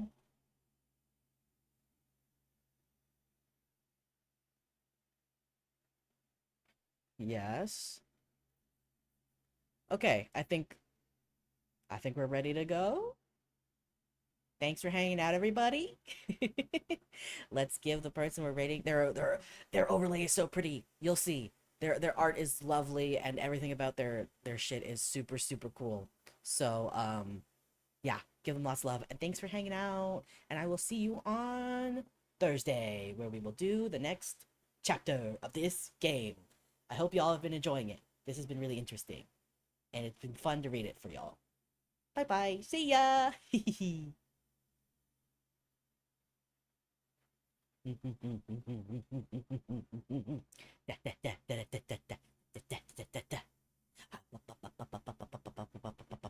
Raid, raid, raid, raid, raid.